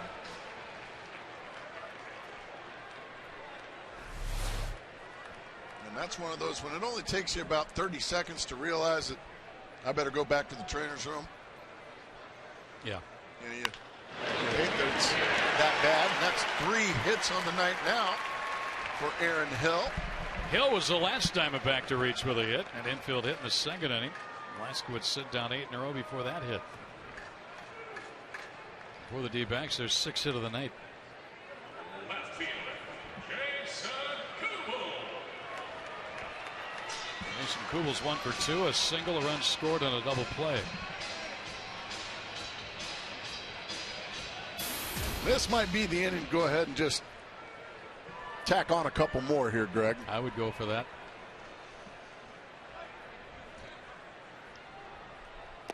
He went around. Nice change up there from Nolasco. Kubel was sitting on that fastball and thought he got it out of Nolasco's hand, but it just never got there.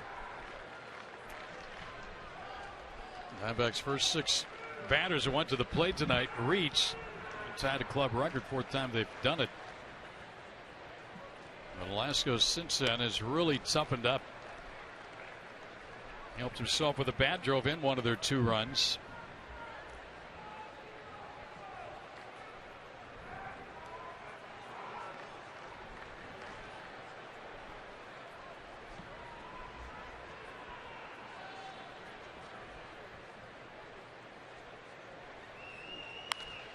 Ball's hit foul.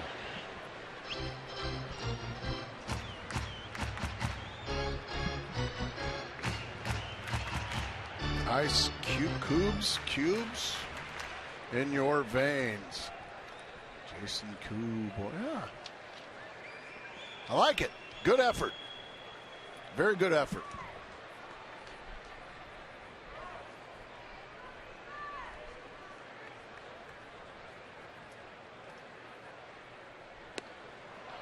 Runner down to second and safe. Ellis dropped the ball.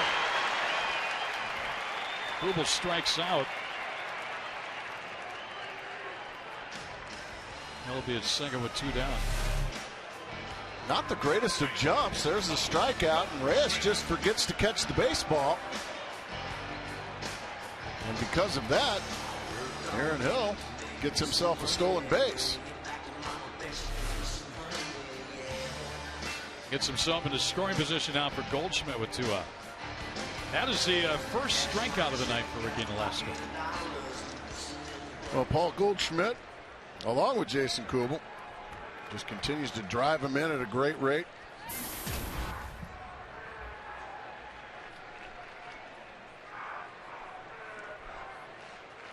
Looking for a big add-on run here in the 5th. Hill, by the way, who's at second base, recording his 10th 3-hit game and his 12th game of 3 or more hits this season, which places him 6th in the National League. Amazing.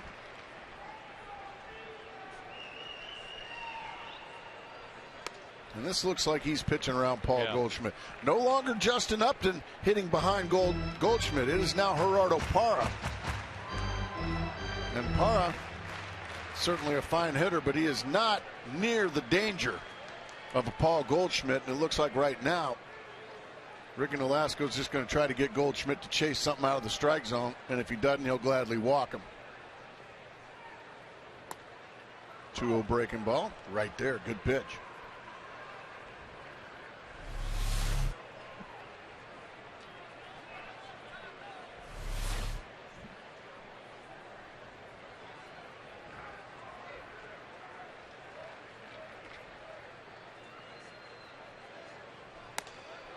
That time he did get him to chase one out of the zone. A slower curveball. 2-2.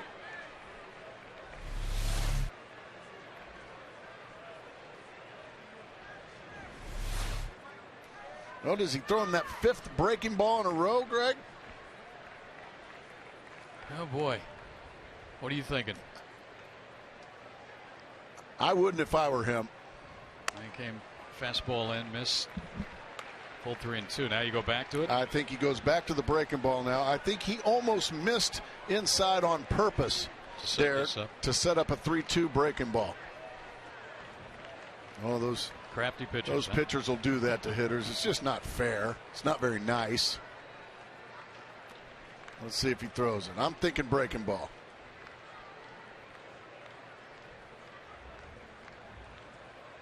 Yep. He threw it. And the inning is over. It's so easy up here, Greg. So Hill got to second, but he's stranded there. Velasco rolling, but the Diamondbacks still leading.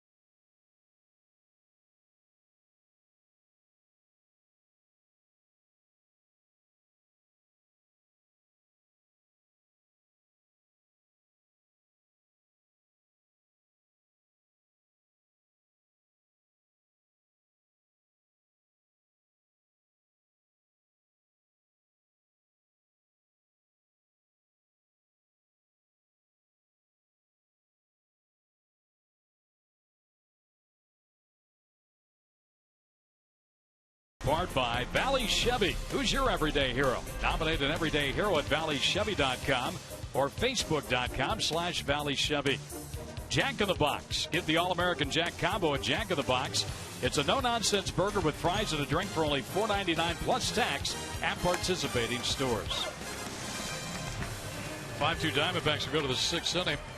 Trevor Cahill just threw his 91st pitch. And Stanton finally got him with a hit after striking out the first 2 times at bat.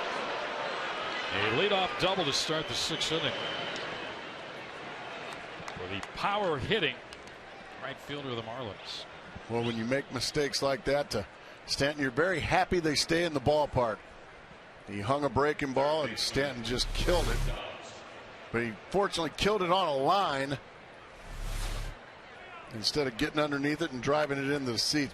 Golly, does he hit the ball hard. He sure does. Now the bullpen phone for the Diamondbacks is rung. Loudest phone in baseball, folks. It is piercing.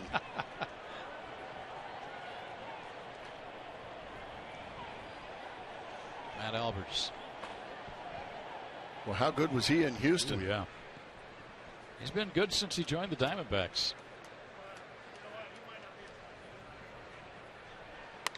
And again, the bullpen is up by 1. Sam Demmel taking the roster spot with a trade of Stephen Drew. With the doubleheader looming tomorrow. Then you start wondering about the injury to Upton, whether or not he might be able to play tomorrow. Well, Trevor Cahill going to have to do some pitching now. And at this stage, yeah, if you give up one run at this stage, you can live with that. Now the multiple inning. I mean, obviously you never want to, but if Stanton scores in this inning and you get through it, you're fine with that. Well, Dobbs has gotten Cahill once, and Cahill has gotten Dobbs once. A single for Dobbs back in the second inning. He scored a run, and then Cahill came back and struck him out swinging in the fourth inning.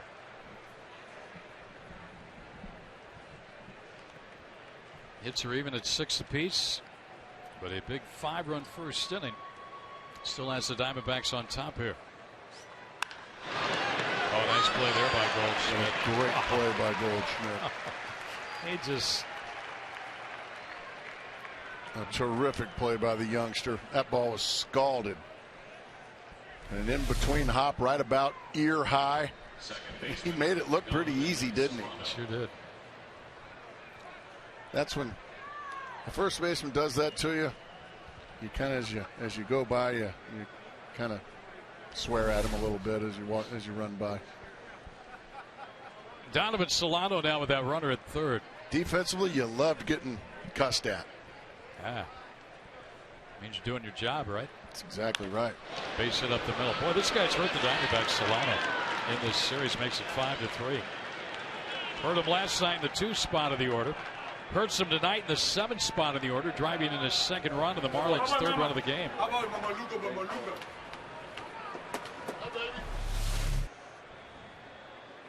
Just another belt tie. Little slider, so he's made 2 bad pitches in this inning. One went for a double, the other went for a base hit.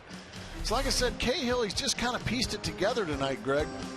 He's made some really good pitches, but just about every mistake he's made has been hit and hit pretty hard. He's had 2 1-2-3 innings. Gibby's going to come out here. I guess that second phone call was, is Albers ready yet? And he didn't have a lot of time to warm up, but he's coming in right now. He's already made the move, so ready or not, here he comes. Cahill's going to end up going 5 1/3. Not quite 100 pitches thrown, but his night comes to an end.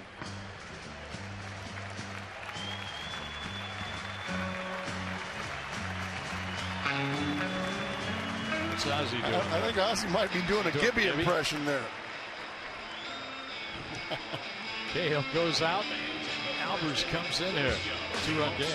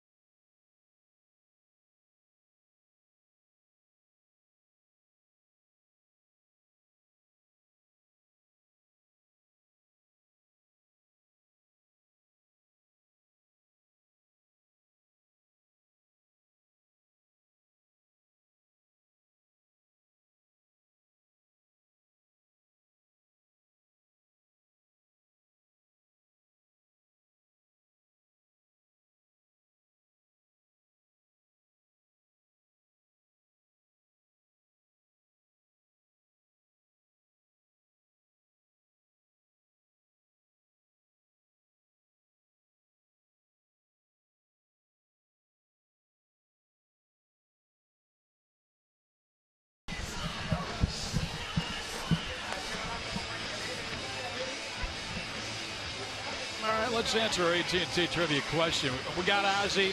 Freddie Gonzalez was there. We mentioned. I would have said 8. Yeah. I was going to go even less than that, but 12 of them. Well, I know. Remember Jeff Torborg? Let's start. Joe Girardi. 1. Joe Girardi. How about Freddie Gonzalez? Rene Latchman was the first. Was he? Okay, I was trying to think of the first. That's our buddy Rene Latchman. That's a good man, Rene Latchman. Rob Brantley at the plate.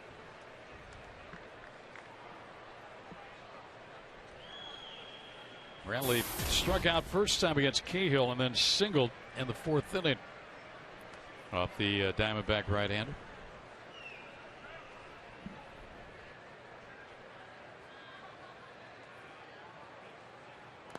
Into the dirt, gets by Montero.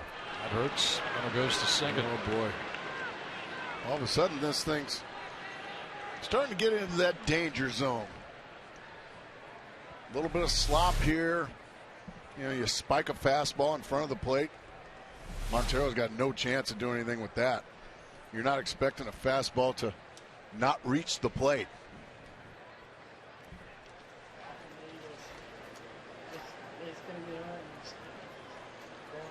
Cahill now watching from the dugout. He's responsible for Solano at second base.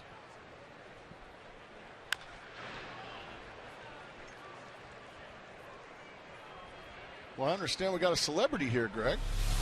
Thunder Dan. Has he caught? He's got a ball. Or did he catch that one tonight? He's got a ball. Here you go, young man.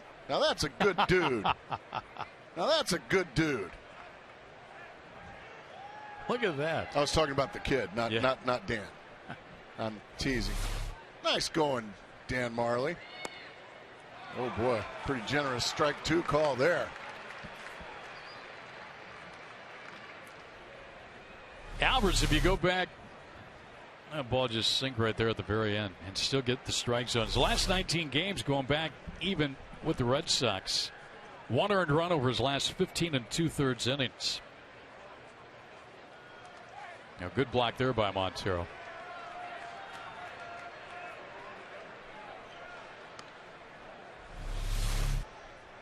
Montero doing a great job on that would-be wild pitch. He just snuffed that one easily. So you're expecting breaking balls to be bounced once in a while. Never fastballs. That's why those are so much more difficult, those fastballs. Hard hit, but nice play by Hill. Got him at first. Somehow. Was that more of a foot save or a glove save? It was a save. Nonetheless. Yeah, that was a skate save and a beauty.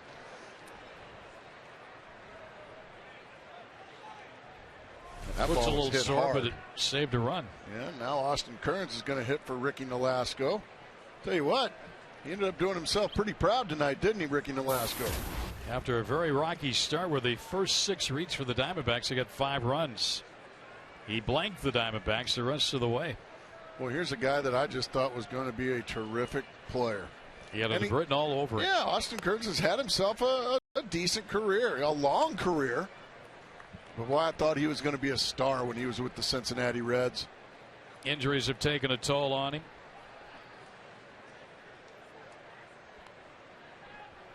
He's hit well against the Diamondbacks in his career. Pinch hitting here for Nolasco. That time he didn't get the call. He broke in with the Reds in 0-2 and hit .315 that year on 107 games with 13 homers and 56 runs batted in. He had greatness written all over him at that time.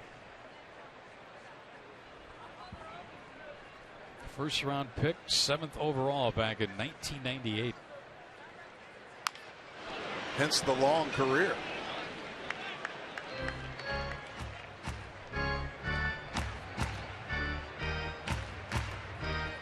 He's turned 32 this year.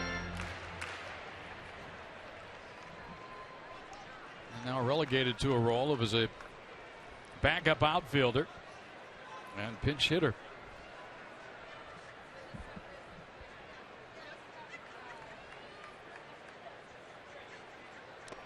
Oh, another nice block. Again with a dandy save. Watch Montero. This ball gets by. It's another run. Well, he just snuffs it right out. Beautifully done. For Albers, it's his 8th game with the Diamondbacks.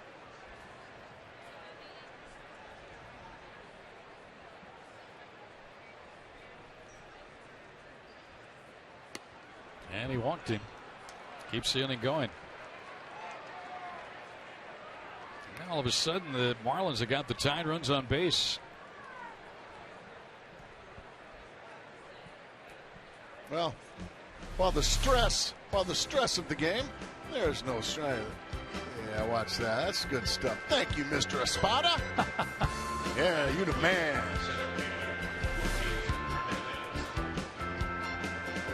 Always good to be ambassador for this great game of baseball.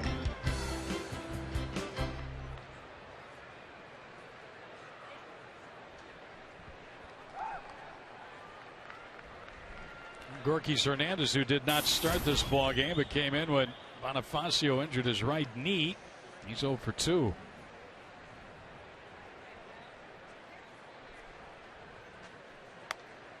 Well, another turning point in this ball game as Albers misses with ball 1. You can see he's got some good stuff. Albers throws hard, all kinds of movement.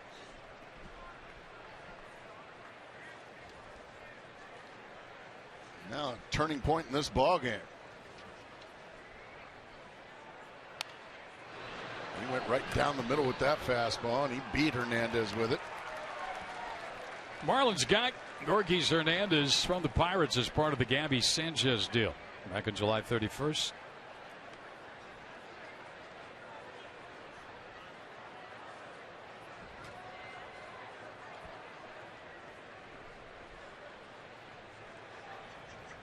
Trevor Cahill's game to win if the Diamondbacks can hang on here.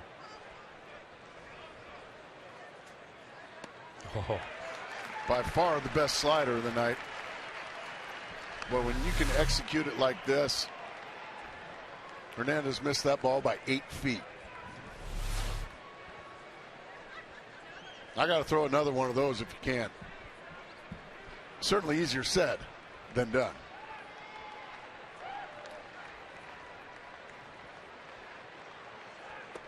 He almost got him to fish, but he didn't. Now he's run it to 2-2. I think I have to keep throwing it.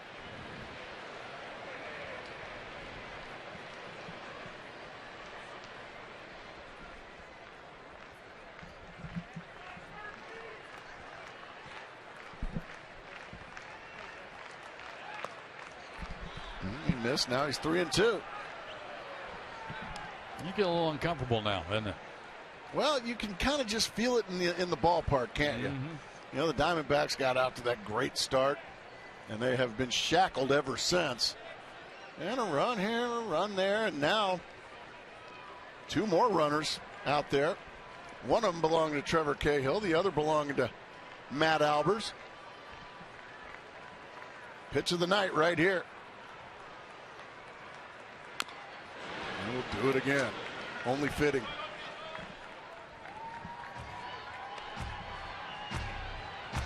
Back to first base goes Kearns. Albers will reset on his side and throw another 3-2 to Gorkys Hernandez.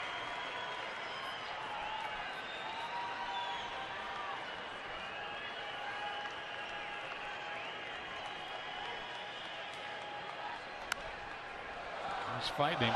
Oh, heck of a grab by a fan who brought his glove. That's why you bring him.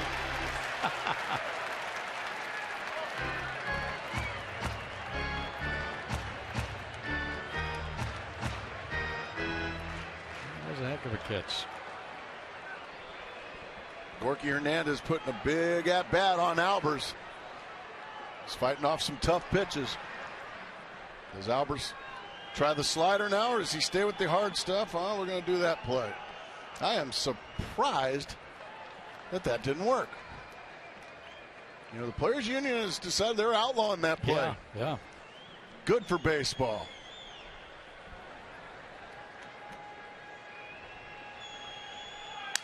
Broken bat up the middle.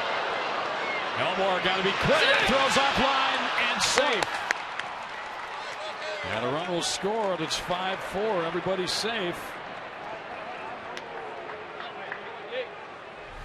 Elmore makes a nice play, but then panic sets in, and he hurries.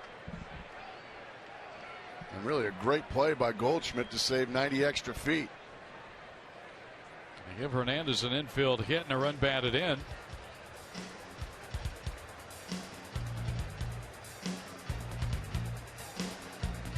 Getting a little more tense for Trevor Cahill, too. That it is.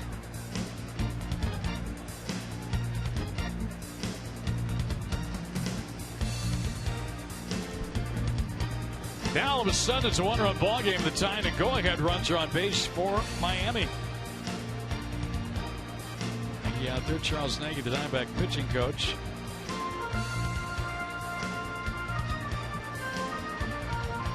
So Albers, since he's come on, has gotten a ground ball out. Uncorked a wild pitch, walked a man, and gave up an infield hit. The run was charged to Cahill. He gives up 4 on the night. A little early for Brad Ziegler, but sometimes you just have to go with the most trusted one, and there's a fastball in the dirt again. So Albers, maybe he's starting to feel it a little bit out there. A lot of times when you start bouncing fastballs, Greg, that might mean you're feeling a little nervousness, a little angst. There we go, using that word angst again. And a base hit up the middle is going to tie the game. Young to the plate, but it'll be cut off. This game, which was 5-0 Diamondbacks, now says 5-5. On a hit by Brian Peterson, back up the middle.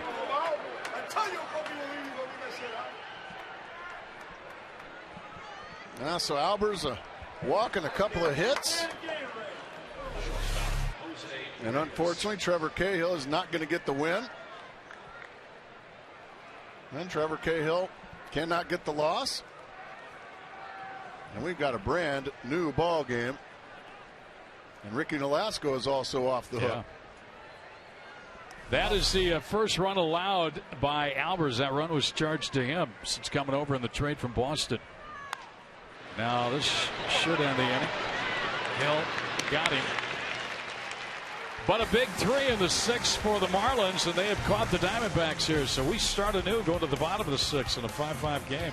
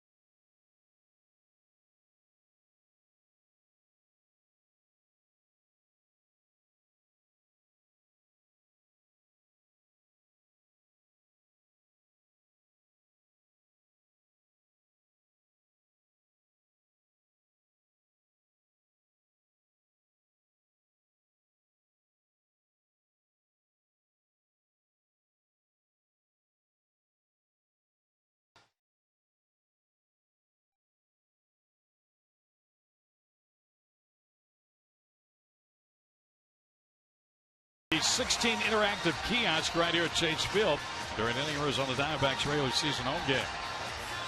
Your chance to win. Mike Dunn, the left-hander, comes on his 41st game of the season for the Marlins. As Ricky Nolasco went to front 5, he's off the hook now for a loss. After giving up 5 in the first inning, his teammates have battled back, and they have got this game even 5-5 as we go to the 6th inning. And for the Diamondbacks, it's going to be Parra, Montero, and Wheeler. 3 left-handed hitters. Dunn is their only left-hander in the bullpen. So Ozzie Guillen seeing this as an opportunity for his left-hander to come on and face at least Parra and Montero. Don't know if Johnson would pinch hit for Wheeler. That's a possibility, but and then he can go to his other relievers after that. So the lefty on the lefties here. Diamondbacks have 6 hits. Marlins have 9.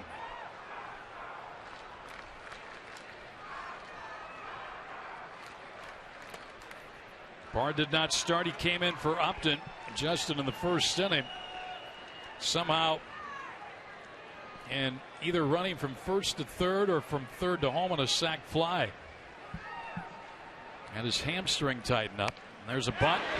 Charging into the 3rd baseman, Dobbs, and he makes a nice play to get it. Dobbs was anticipating, and Parra bunted it a little hard down the 3rd base line, and he's thrown out. That was still a terrific play. Just ahead of Parra.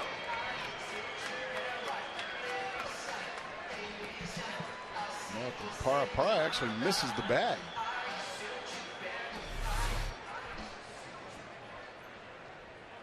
So for a part-time player, that was a full-time play. Dobbs has had streaks in his career where he's had to play on a regular basis for small amounts of times, but he's been mainly a pinch hitter, reserve infielder. Diamondbacks, after they got 5 runs and 4 hits and 6 base runners in that 1st inning, have since gone with only 2 hits and 2 base runners.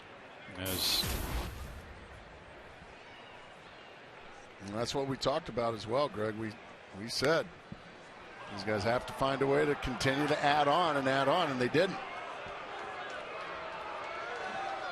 And because of that, the opportunity was there for these Miami Marlins to get back in this thing, and they have done that and then some. That's good to see. Justin's back on the bench.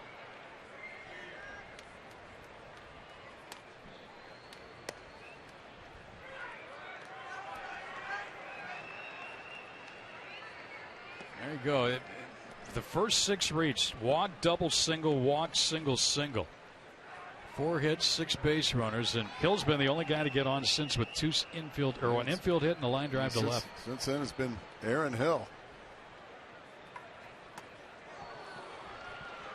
Dunn making quick work of the first 2 left-handed hitters, and he's going to face another one in Wheeler, who will bat for himself. Yeah, not real excited about the body language that we're seeing right now from the boys in the white uniforms.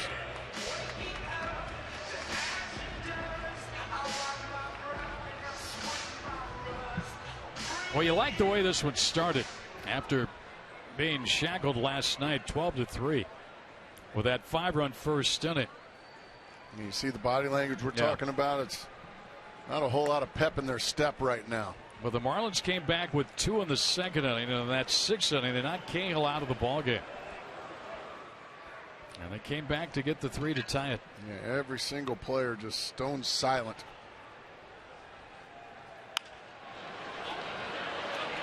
Dobbs, can he get over there? Nope. He shied away a little bit toward the end. Might have had a play, but it keeps Wheeler at the plate.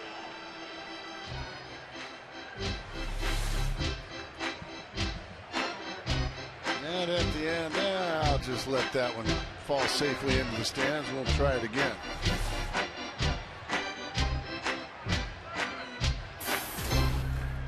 Wheeler has a sacrifice fly tonight. He's also flied out to right field.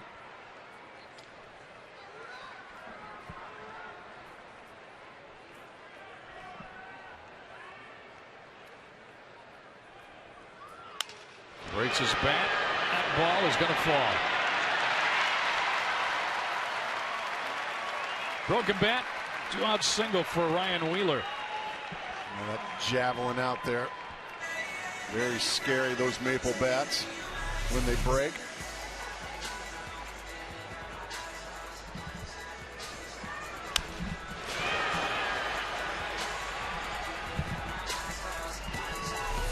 Well, what that does, it gets done out of the ball game. Ozzie Guillen's going to go get a right-hander now.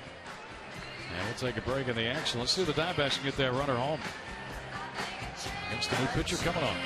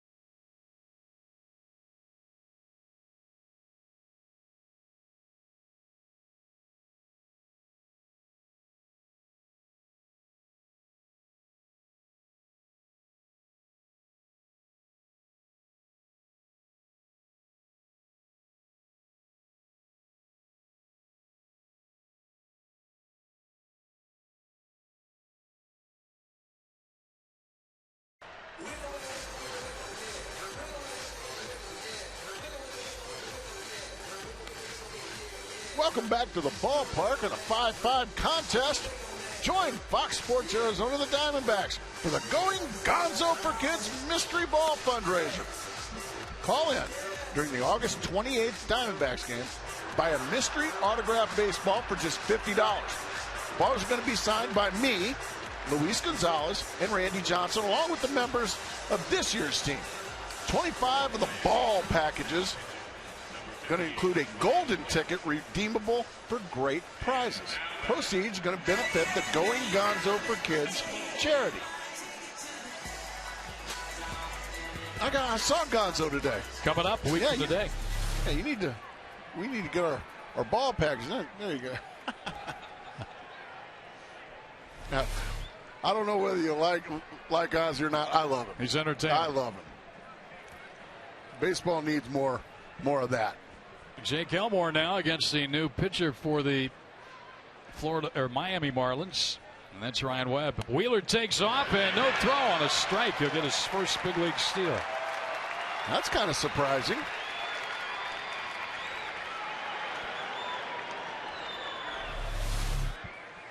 Off he goes. Pitch was a strike. He never looked in, did he? Yeah. Brantley just couldn't make the exchange, and now the go-ahead run is on second base. Well, a former San Diego Padre. Diamondbacks familiar with him. Elmore's not. He's never faced him, obviously, just having come up to the minor leagues. I've spent a little time in the minor leagues this year.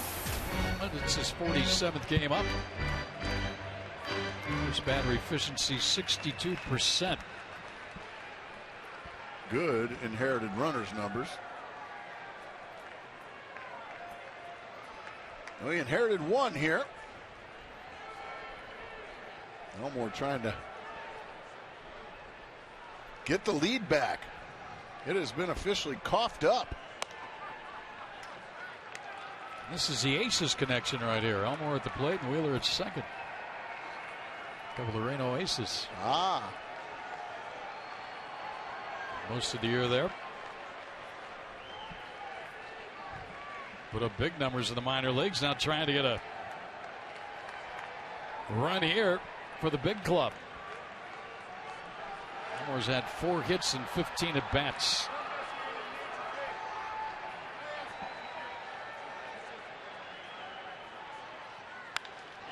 And the left. Hauled in by Peterson. Looked like he had a little trouble with it, but hung on. And that runner's stranded. Go to the 7th in a tie game.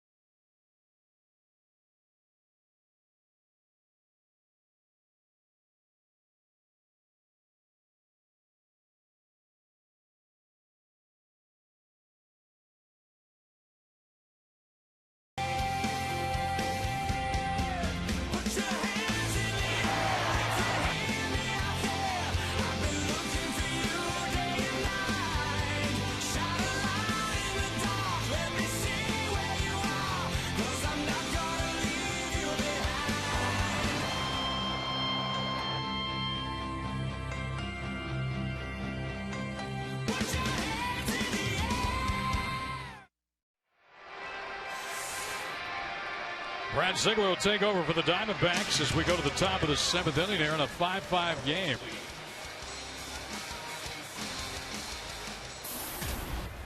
He has been a busy man. And then some. He has been an effective man. He needs to be here for at least 3 outs. He's going to go through some tough hombres in Carlos Lee, Giancarlo Stanton, and Greg Dobbs. Lee has a walk and a run scored. Twice is grounded out in this ball game.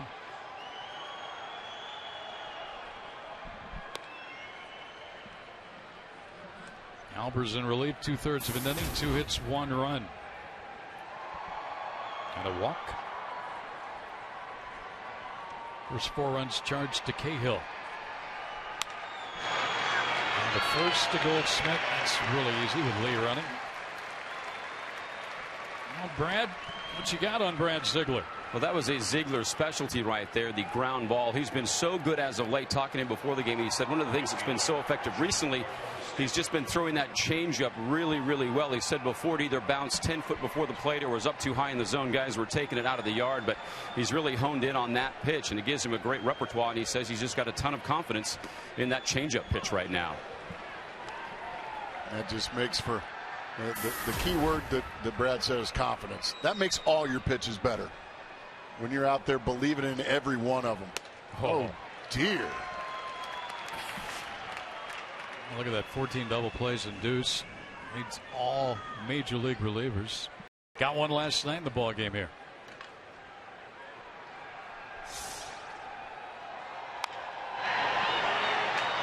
Stanton sinking into the net on an 0-2 pitch. He just went out there with those long arms of his and just swatted that breaking ball that was about a foot out of the zone and just swatted it into center field. That's what great hitters do. And he is a great hitter. At a very young age yet. Just right still below the learning age the of game. 22. Yeah. Kid's got no future, right? Nah. Dobbs 1 for 3 with a run scored tonight.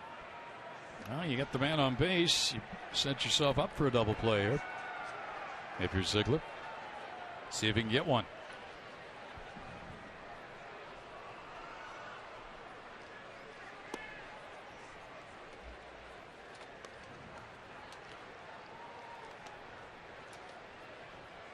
The momentum has definitely shifted in this ballgame.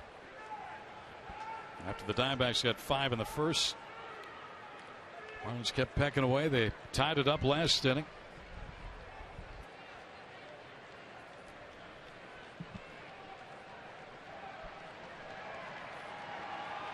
That's a hit. Stan will stop at second. That's Tess Parr's arm trying to go to third. Back-to-back hits here. Well, let's see if Brad Ziegler is the guy that can figure out Donovan Solano. Nobody else has, have they? Donovan Solano. Hit by pitch. He had 2 hits, 2 runs scored, and a walk in last night's game. He is tough to double up. He runs very well. Back-to-back one-out singles has given the Marlins a scoring opportunity here and a chance to get their first lead.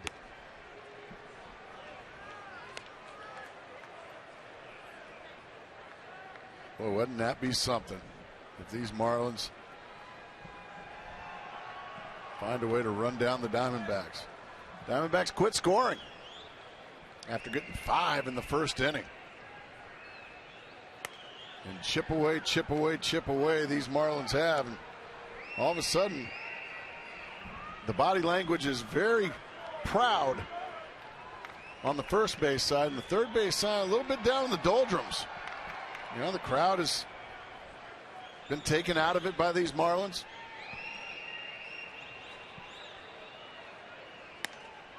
And they needed that strike and got it. We'll have trouble taking that 2-0 fastball right down the middle with the go-ahead run on second base. But he did, and it's strike 1.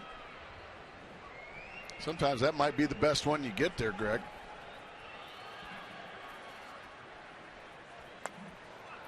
Missed badly with that one. 3-1. Novak's walking a tightrope right now. 3-1 on the hitter. Stanton and Dobbs with one out, both singled. Solano, who's already had a good series, and a good hitter's count.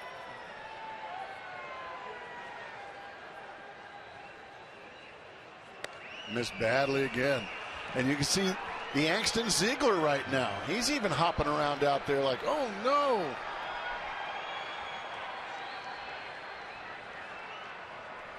You've seen it in Albers, and then you saw it. You saw a little bit of angst. Like, not loosey-goosey. Well, now's when he really needs that double play. And he'll have the rookie catcher, Rob Brantley, at the plate, who is 1 for 3. Stanton at third base, Dobbs the runner at second base, and Solano is at first. Only one out of the inning. You just got to go out there and trust your talent in this situation. You're a terrific major league pitcher because you get ground balls in these situations. Now you just have to believe in it and see if you can get it. Out in front of the plate, Ziegler flips out. No other play. Back to third and safe there. Well, what a good play by Ziegler. He really hopped off the mound quickly. Got the ball to Montero. With that big old guy charging to the plate. Stanton. Watch how quickly he jumps on this. And then takes his time, doesn't get ahead of himself. A good feed. And that's the most important out, that first one. And I think a good job by Montero, too, not throwing the ball to first base, seeing if he could catch Greg Dobbs napping over there at third, and he almost did. And now Justin Ruggiano comes off the bench to pinch hit.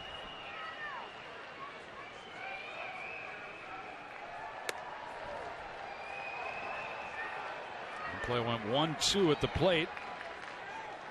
And Stanton was retired. Once again, here you are, Brad Ziegler. You got a big out. Now, once again, just trust that talent.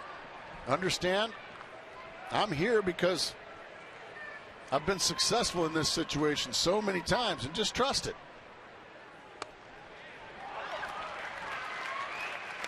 Ruggiano in the ballgame last night started in left field, had a single and a home run. In fact, he followed up the Stanton home run with a solo shot.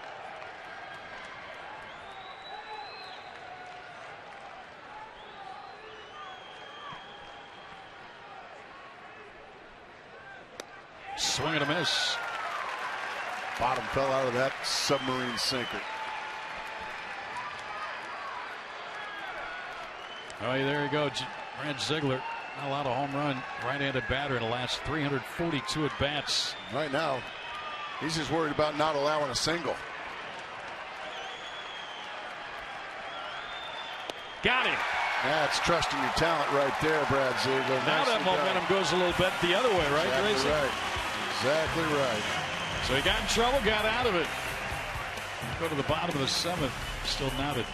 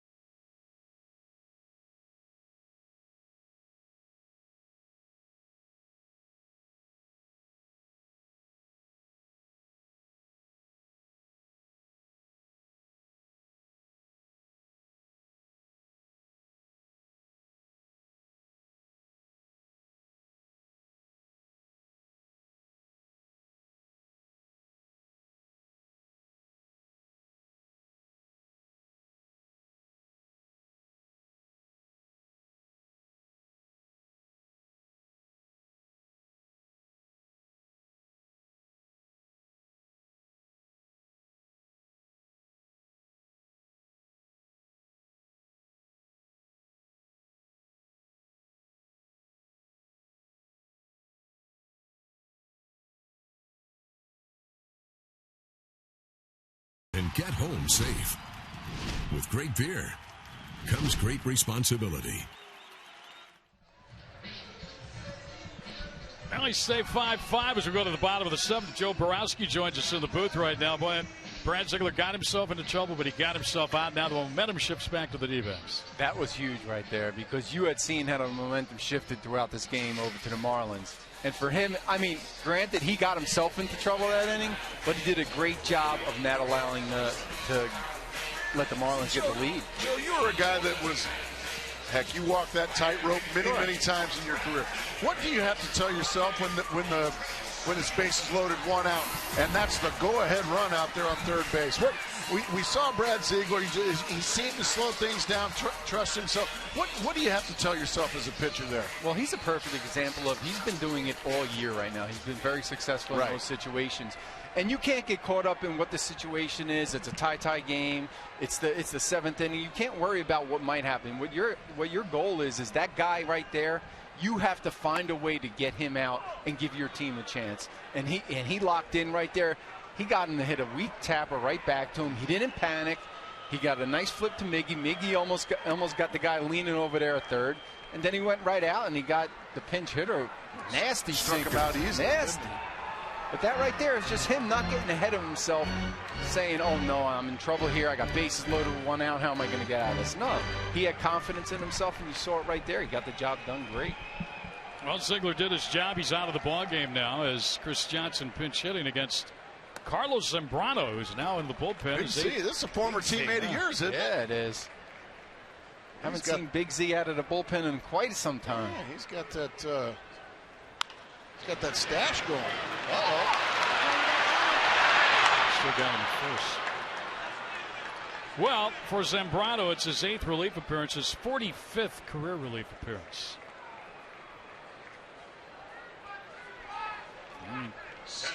That's a smile there, but it can turn volatile real quick, can't it? Oh, yeah, I've seen him go off the deep end quite a few times. And the funny thing is that it's because he's so competitive. In the clubhouse, he's a lighthearted guy. He's actually a funny nice guy.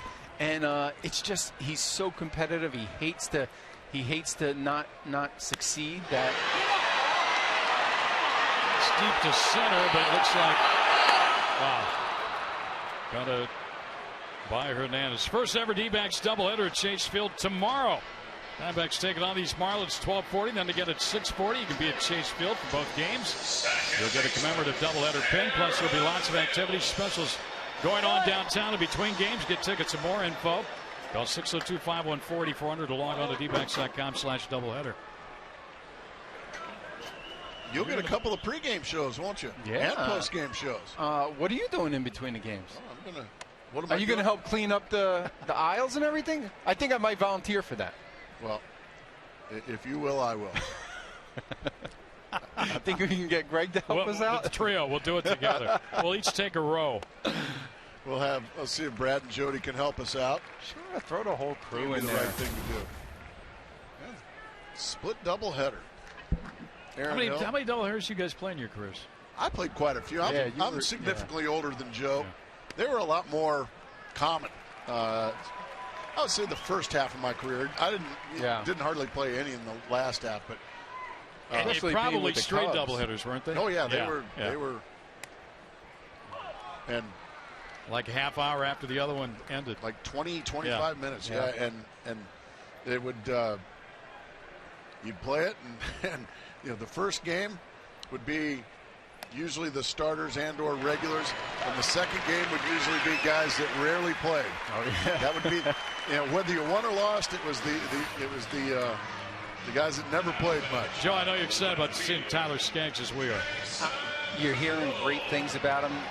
You get to see him pitch in some video, but I'm really looking forward to seeing him pitch in person. And this is the guy I think who was the key to that whole trade was Tyler Skaggs, and I'm just excited to see the young man pitch. I'm excited to see that young man fly. I'm excited to see one of Kubal's bat fly out of here, aren't you guys? Those Luce Libre masks never get old. I still think it's one of the best giveaways I've ever been a part of anywhere. Anybody else in baseball do that? Yeah, that's a great one. Krubel against Zambrano here with a man on 2 out. All of a sudden, Zambrano's having trouble finding the strike zone. Your thoughts on Cahill tonight? I'll tell you, he goes out there, and the funny thing is that he faced 25 guys tonight, and he was a header early on 21 out of 25 guys. Wow.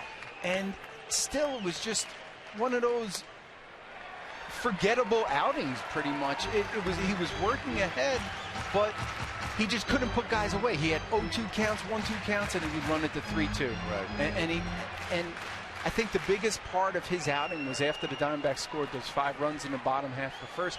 You have to have a shutout inning in that second. And when he gave up those 2 runs, it kept the Marlins in the game. You go out there and put up a goose egg right there in the top of the second, and the Marlins will slowly fold and this game's yours. But he kept them in the game. And he had 2 strike count on the last one pitcher. Absolutely. And he threw that cutter, and it just hung over the heart of the plate. And Nolasco hit that ground rule double. Something struck Zambrano funny. He's had a kind of a little smirkiness on his face tonight. That's rare for him. I don't think he's really laughing. I think it's just kind of the way, because he's never laughing on the mound. No. The new happy Big Z. Yeah. In the bullpen, I'm sure he's trying to Michael Jordan now. Stick his tongue out while he's pitching. And he missed again. That's back-to-back walks. All of a sudden, that smile has been wiped off. Grace, you remember the game he started opening day? I think he went up against Javier Vazquez for the Diamondbacks. Cubs were in town. He had a huge lead early on, and he started getting some calls not going against him from the umpire. Well, he got kicked out of the game. He had the lead before he could get the 5 innings with a huge lead. Then he ended up getting kicked out of the ballgame. I do remember that. That was on an opening day here. And he just reared back through a high hard one right by Goldschmidt. The ball runs right in on the belly button of Goldschmidt and right by him.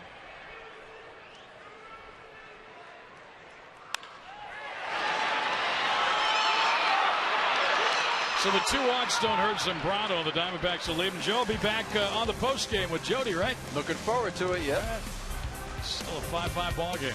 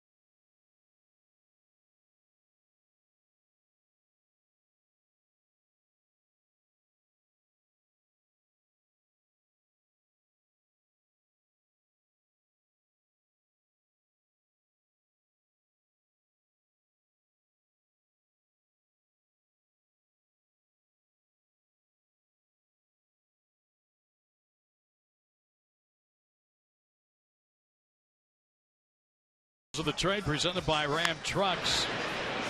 This is the top of the 3rd inning. He's not going to try to make a heroic play. He steps on the bag, and guess what? The next hitter makes an out, and the next hitter makes an out. Paul Goldschmidt. A lot of young players will try to make a heroic play in that situation. Paul Goldschmidt, wisely, veteran-like, does the right thing, and it put a 0 on the board. Kind of important 0 right now. Yeah, we need an important 0 here in the 8th inning. thrown in by David Hernandez, his 56th game. And he's going to face the top of the order, Marquis Hernandez, Brian Peterson, and Jose Reyes. Try and keep it 5-5.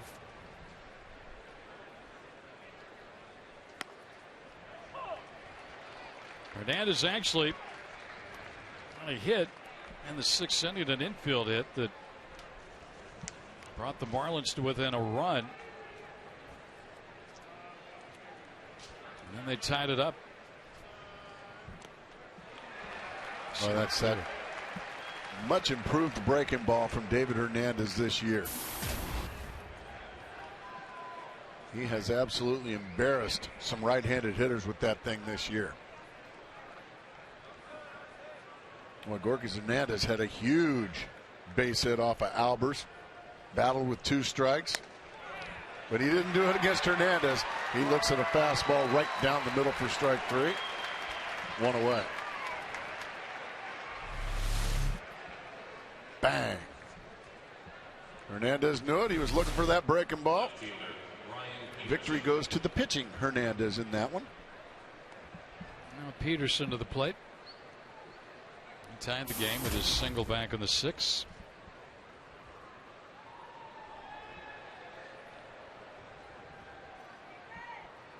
That's now a strikeout in 14 consecutive games for Hernandez, 18 total.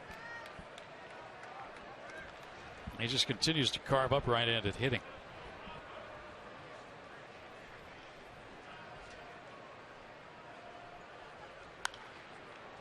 Well, he had a big rip at that pitch, did Peterson. Fouled it back. Game Connect has D-backs fans talking. So log on now to FoxSportsArizona.com and experience it for yourself. Follow all the action with live stats, social media. Log on now to FoxSportsArizona.com's Game Connect presented by Chevron.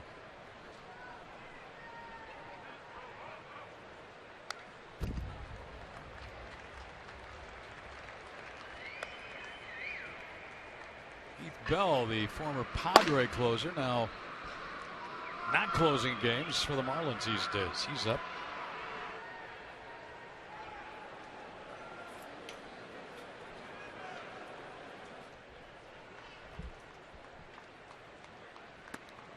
That'll do her. Wow. Back-to-back strikeout looking. This time it's the left-handed hitter Peterson on another devastating breaking ball from David Hernandez right on the outside corner. Ring it up is exactly what Lance Barrett does. And you want to have these middle of the order guys like Jose Reyes hitting with the bases empty.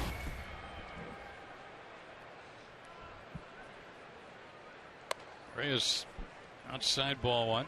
He had a big night last night, 4 hits. Marlins last night had 20 hits. 11 more tonight.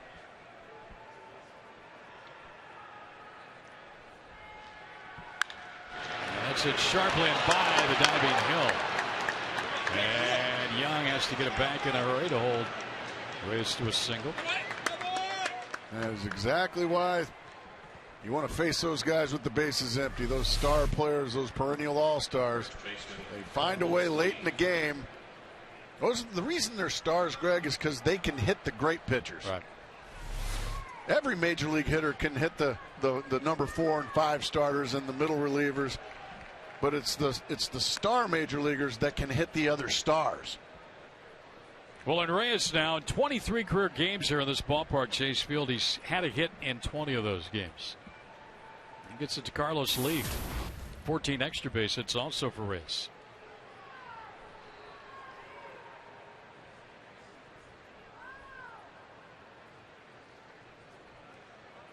Oh, and by the way, Reyes can run. Yeah, he's stolen 28.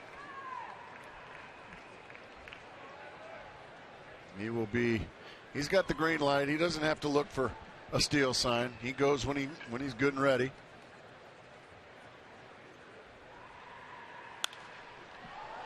Boy, a big swing at a fastball from Carlos Lee, 0-1.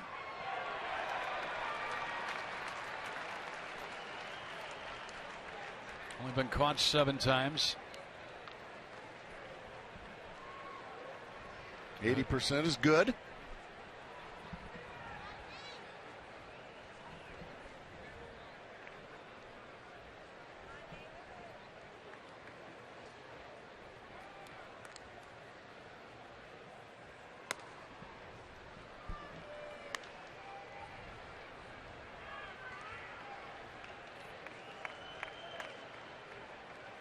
Miami #1 in the National League.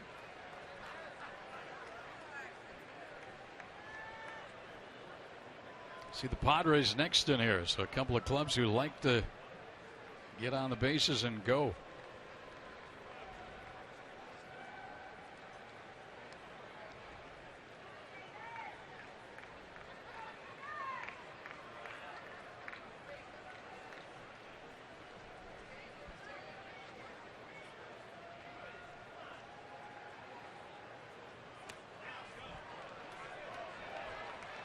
But the other thing David Hernandez has got to tell himself is, with 2 outs, you still have to concentrate on Carlos Lee, the hitter. Reyes can steal second and third if he wants to. If you get Carlos Lee out, it's a 0 on the board. So yeah, sure, Reyes is important, but that man is the important guy in this situation. Retiring Carlos Lee. Ball 3. First baseman said he held up. And that's what can happen when you worry too much about a base runner. You forget about the most important guy, and that is the hitter. He checked it up. Now you got a good hitter and a good count. Oh, baloney, they say. I think they changed seats. Wasn't he on the other side earlier? Maybe for good luck. Well, now you got to face Stan with 2 on and 2 out. That's what I'm saying. Worrying so much about Reyes, you forgot about Lee. And I'm sure Ozzie Gann would. Well, these Marlins have this guy more than anybody. Yeah, these Marlins have left 10 guys on to this point. There's 2 more. There's been base runners all over wearing the black jerseys. Stan first 2 times up tonight against Cahill struck out. And then got him for a double in the 6th inning. That started a 3-run rally. And then he singled off of Albers in the 7th inning. So he's 2 for 4 in this ball game.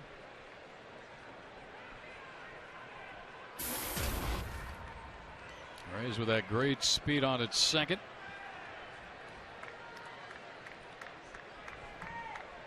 Lead first. Oh, baby. He just got bowel locked by that curveball from Hernandez. Watch the front leg. Yay!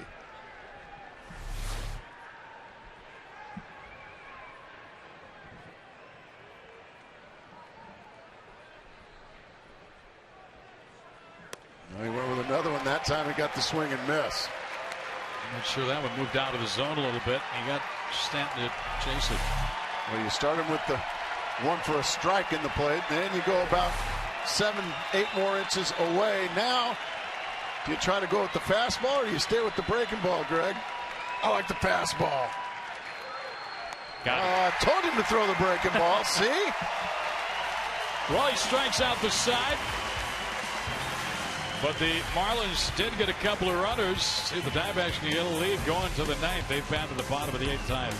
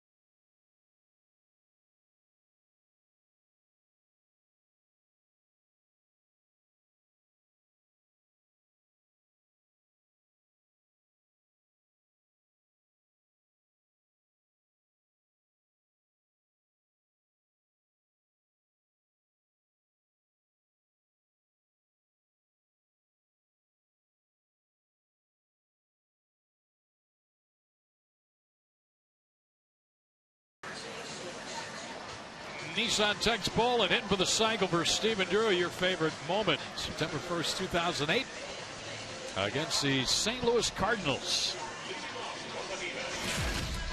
Let's show it to you.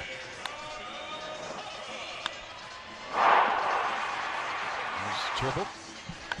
That was a home run. You could tell that one would have left the bat. Joel Pinheiro, the pitcher.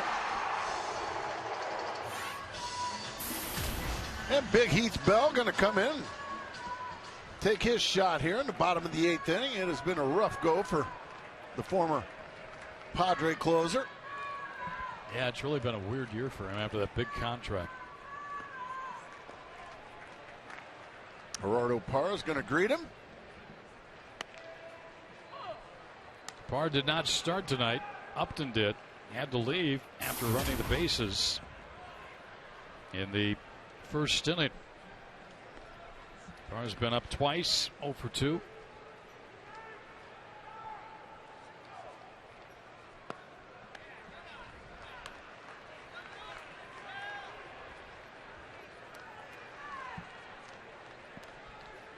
Well, since we've got a 12:40 game, why don't we go ahead and just go about 15 innings tonight, Greg? No. You sure? As long as why you. not? I don't care if the Diamondbacks win.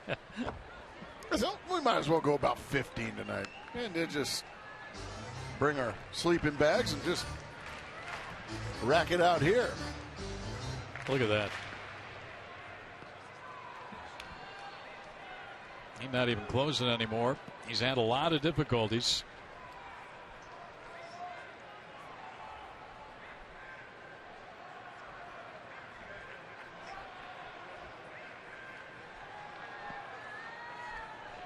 Bell was 0-3, 3 saves, 6 chances, and 11.74 ERA in his first 10 games.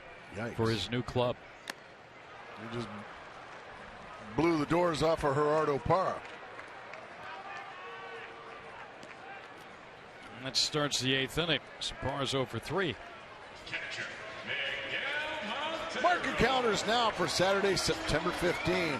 It's alumni night at Chase Field, and the Diamondbacks going to don the purple and teal jerseys. They take on the Gigantes from San Francisco. 20,000 of you going to get a Matt Williams alumni bobblehead, compliments at Chase. Then, following the game, we'll host the first ever alumni exhibition game with Luis Gonzalez, myself, Steve Finley, Travis Lee, and many more of your favorites. For tickets, call 602-514-8400 or visit dbacks.com/alumni. There's the Matt Williams bobblehead. Handsome, strapping bobblehead. That's pretty good. Yeah.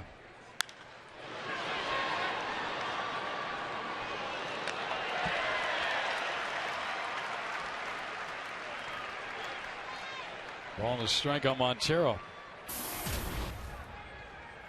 And then there's a couple of bobbleheads. And look at the size of this noggin, Greg. Are you kidding me? Yeah. I remember this. I always said, man, you had a big head, but my gosh. That's the Legends Racer head right there. Right? Yeah, that's just a large cranium. Holy smokes.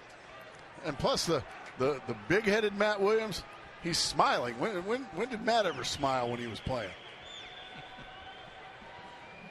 It's only because I love the guy.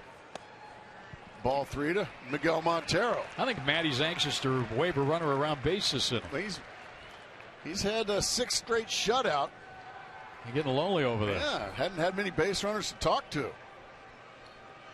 3-1 count here. Miguel Montero, if he gets something he likes, he'll come unglued. We know that. He didn't get anything he likes, and he draws a walk. Good at bat. So Bell started with a strikeout, now a walk. Bell signed a 3-year, $27 million contract with an option for 2015.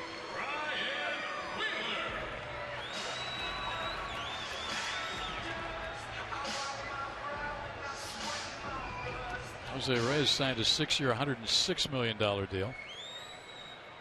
They tied up some money and some people on this club.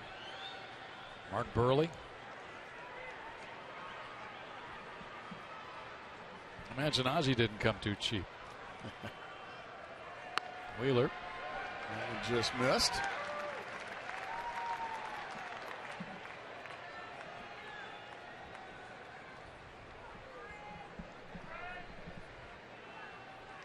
Yep, we're going to go 15 innings tonight, Greg. No. Because we know we're going at least 18 tomorrow. That's right. There's ball 2 now. Heath Bell falling behind.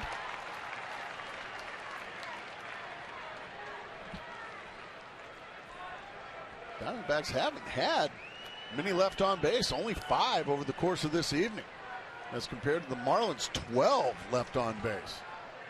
So more ample opportunities for the Marlins this evening.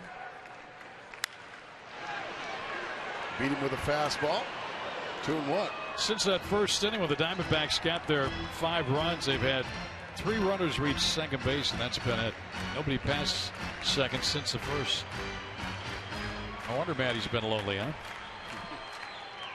And you got to give kudos to Ricky Nolasco and the rest of these Marlin pitchers that Ozzy's called on. They have slammed the door on the Diamondbacks since that first inning. Dunn, Webb, Zambrano, and now Bell.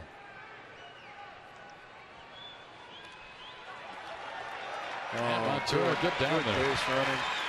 And really, boy, that's a big mistake there by Bell. He just yanked a breaking ball right into the ground. Really no chance for Brantley. You see how he yanks it. Brantley takes it right off the left bicep, and Miguel Montero moves up 90 very important feet. That also takes away the double play possibility. And it gives Wheeler a 3-1 count here. And a single, a single's going to give you the lead. Ball 4. So 2 on and 1 out against Bell. Back-to-back walks. I remember this guy was a Padre. He didn't walk anybody. No. It just makes you, it just makes you wonder, you hear that term change of scenery and all that. Well, it's not always the greatest thing. A lot of players love that change of scenery. Chris Johnson comes to mind, coming from the Houston Astros. Boy, did he light it up out of the gate. But sometimes, careful what you ask for when you want to go other places. And he had really become automatic in San Diego with the Padres. He was one of the best in the game. Yeah. Yes, sir. Let's see if young Jake Elmore can do some damage. Look out. Nice play down there, Sid Rosenblatt. Doc makes the play. And a happy youngster. Yeah, he's one of our fantasy campers, Doc. Well, just to get back what you're saying about Bell, over the last 3+ seasons, he leads the major leagues with 151 saves. There you go. And the base runners, Montero and Wheeler, they both walked this inning. Chance for the Diamondbacks to get the lead and head to the 9th. Big 0-2 count now that Elmore's got to try to battle out of. That's exactly what he did there. He just battled his way to foul that one off.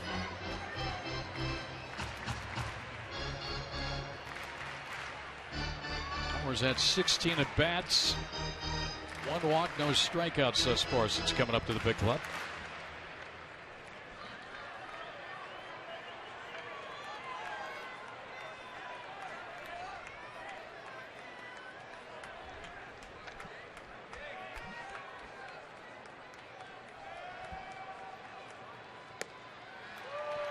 That one missed down and away. Good take there from Elmore.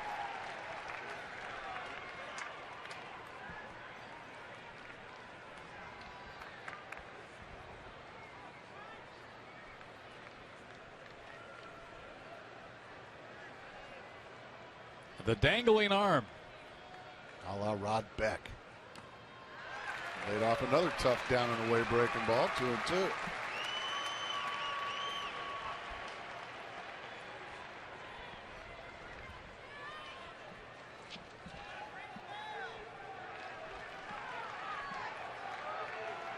Look at that, 47-43 to 19. To look at that ERA spike.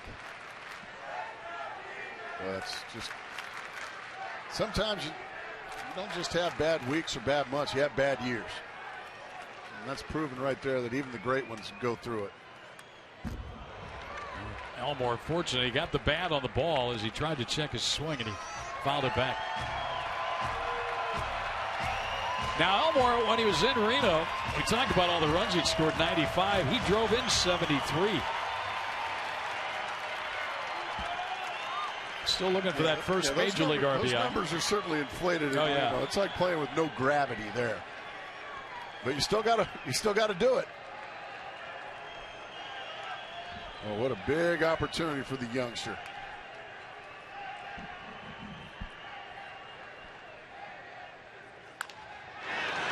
And we'll only get one on this, and that'll be at first. Elmore retired. Runners advance. There'll be 2 out now. And David Hernandez will be pinch hit for. And it's going to be Travis coming to the plate. Well, late walks tend to score, and Heath Bell has walked 2 of them here late. Will Nieves done some good things in the few games that he's been in for the Diamondbacks. Now looking for a base hit to give his team a 1, maybe 2-run lead.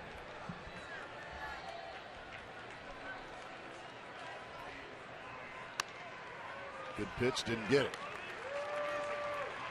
Nieves helped the Diamondbacks to a win in Pittsburgh. He put them in front 4-3 with a 2-run homer. They went on to win that game 6-3.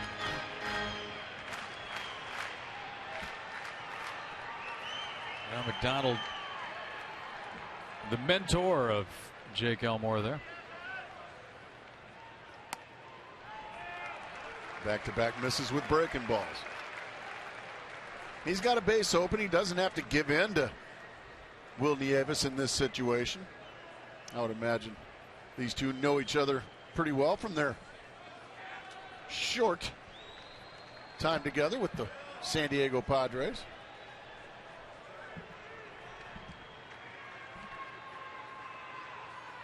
Oh, he took a fastball right down Broadway.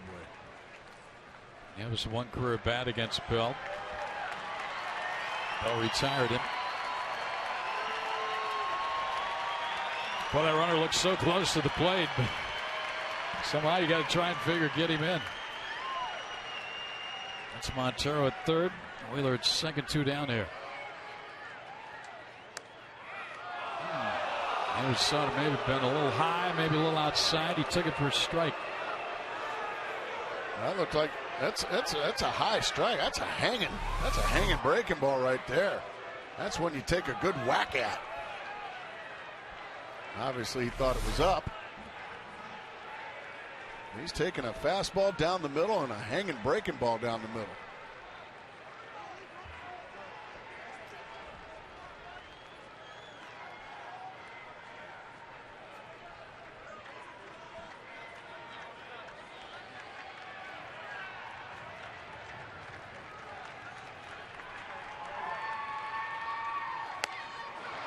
And struck him out with a fastball, so we will go to the 9th in a 5-5 ball game.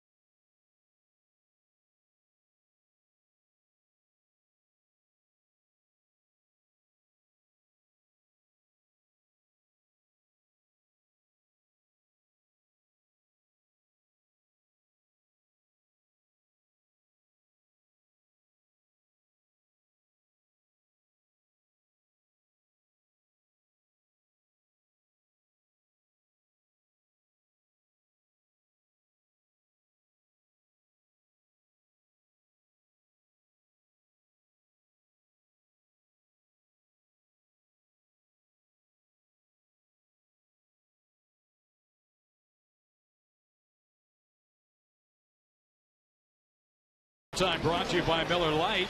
Brad Ziegler got himself into trouble, got himself out of trouble with his strikeout. And then David Hernandez, likewise, as he gets the side with a couple of runners on to end the 8th inning. Putting Stanton to end that inning. Diamondbacks filled in the bottom of the 8th, so we go to the 9th tide, and JJ comes on. In a non-safe situation, but really you're saving this to get it to the bottom of the 9th, still tied. And this is a very important inning. And a lot of times, closers just don't have the same mentality when it's not a save situation. Not saying JJ falls into that category, but there hasn't been anybody more dominant in the last 2.5, 3 months than one JJ puts. And here he goes into the 9th. Greg Dobbs first up against him. And then Solano and Brantley. If anybody gets on the pitcher spot, Bell.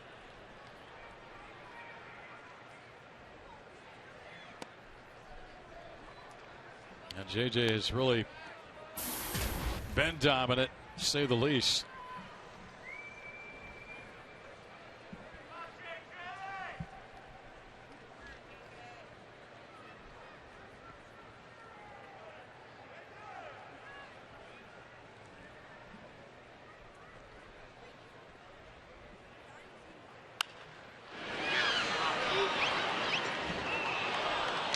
Jammed him with a fastball in the middle of the plate. That's when you know JJ's throwing very hard.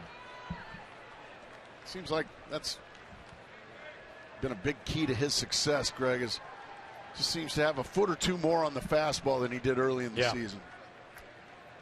He's gotten some much needed time off from time to time, but you can see right there 17 2/3 innings. Nothing against him.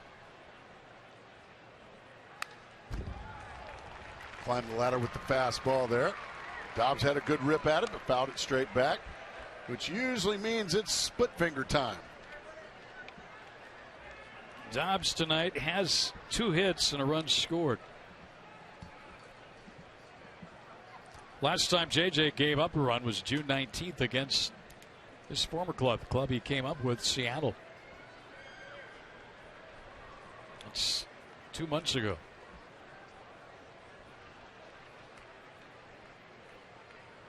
They're going to go with the hard stuff in. And you can see he outfoxed the veteran Dobbs. Dobbs thinking split finger.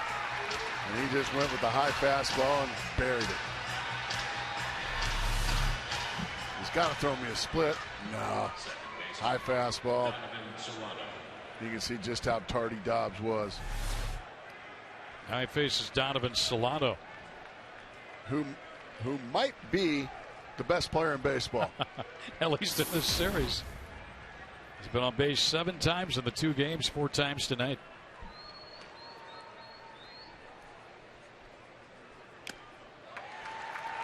Well, you were talking about Gracie. A lot of times pitchers save guys in non-safe situations. JJ 14 times this year, 13 2/3 innings, 13 at 6 runs, ERA 3.95. In non-safe situations, there you go. Sometimes it's just not as critical to these guys that make their living in safe situations. And the best player in the game continues to add on to his totals here in Chase Field. Yes. 3 hits tonight, a hit by pitch and a walk. He had 2 hits and a walk last night. I think you could trade him straight up for Albert Pujols right now. Split finger stays up. And he just rips it into left field.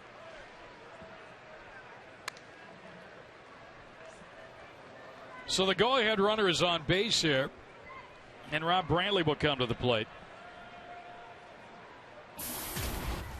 John Buck started last night, had a 4-hit game, but didn't get the start tonight. Brantley did. Solano runs well at first base. JJ not a guy that's real quick to the plate either. So I would imagine Solano's got the green light. He's got a good sized lead as well.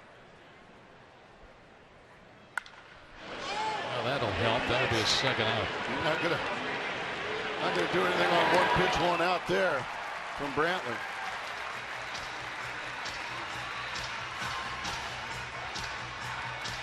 Well, we'll get a 2-out pinch hitter. It's going to be Murphy. Donnie Murphy, who started last night's game. Pinch hitting for Heath Bell, number 22, Donnie Murphy.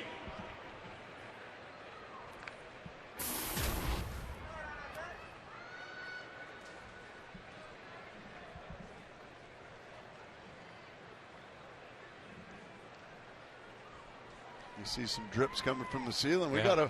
got a good thunderbuster going Yeah. on outside here at Chase Field.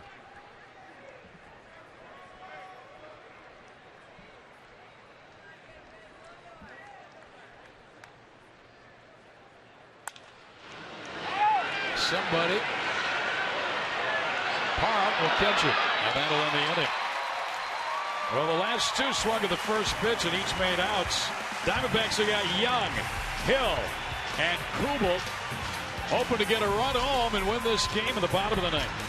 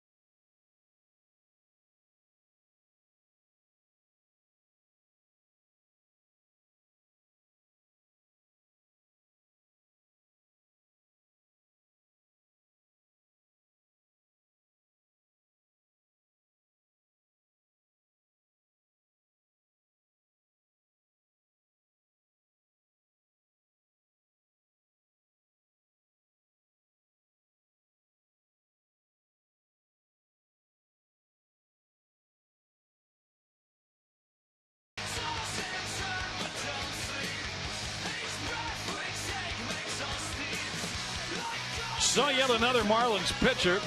Their sixth of the night comes on here to face the Diamondbacks in the bottom of the ninth inning. Chad Godin, G-A-U-D-I-N. Chris Young will lead it off. And Thursday, Chris Young hit one right after Paul Goldschmidt had hit one. Back-to-back and a 2-1 Diamondback win in St. Louis. That propelled the Diamondbacks to 4 straight wins. He'll lead it off here in the bottom of the ninth inning. And these two teams are playing a doubleheader tomorrow.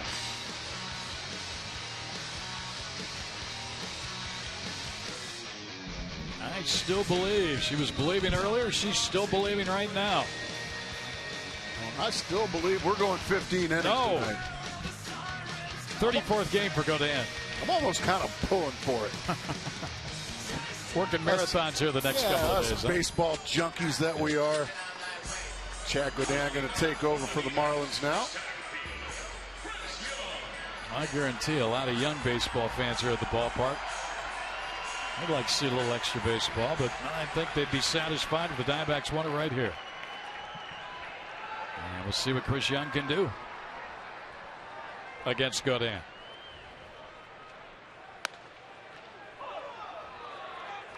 Well, let's see. Godin, 4 home runs only.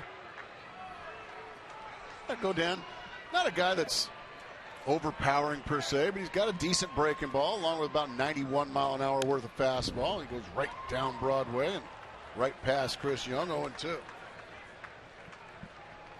The Diamondbacks version of Donovan Solano is next. Darren Hill, he's been up 4 times tonight. I mean, Godin, if he was like 3 feet tall, he'd be a leprechaun. Just missed. Well, Chris Young has had a flair for the dramatic in the ninth inning or beyond. There's no doubt about that in his career.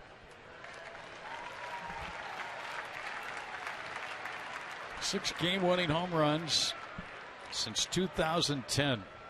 most in Major League Baseball, 9th inning or later.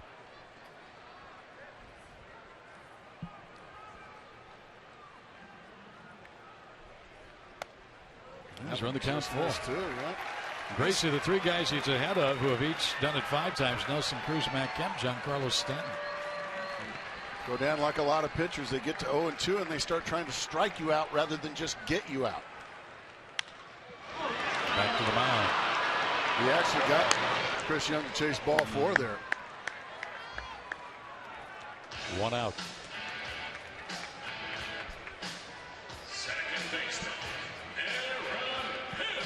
A lot of times in extra inning ball games too, they'll keep going simply because everybody tries to end it with one swing of the bat a lot of times. And that's what I always tried to tell my teammates, and veteran players will tell you, because everybody wants to do the heroic thing. But there's nothing wrong with just go ahead and get it. Play small ball in extra innings if you need to. You know, a base hit, first to third, you know, that works, or a base hit and a double in the gap. You don't have to go up there and try and hit it out of the ballpark. If you're Aaron Hill, just go ahead and do what you've done all night long, and that is find a way to get on base. 0-2. He's not agreeing with Lance Barrett there. I thought that was low. Hill's had plenty of bats against Godin. He's had some success, including a home run. Godin's got him set up here. Hit pretty well to right. Stanton back and has it. Out of the warning track in right field. He did give it a ride, but Stanton was playing deep. He had to go to about the middle of the track to retire Aaron Hill.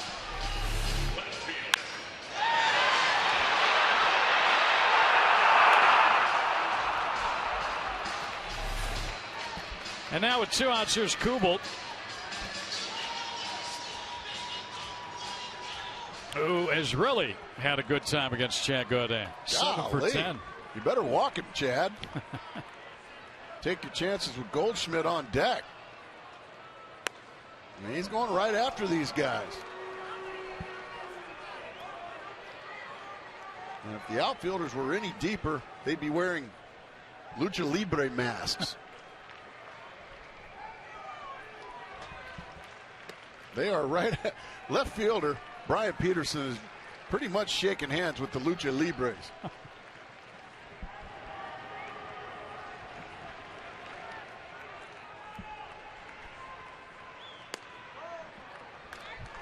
I'm ready for a walk-off. I don't know about you. Nope, we're going 15 right minutes. Here.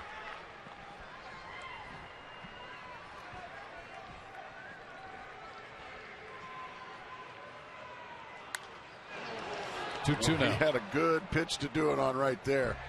Took the swing he wanted and just came up a little short.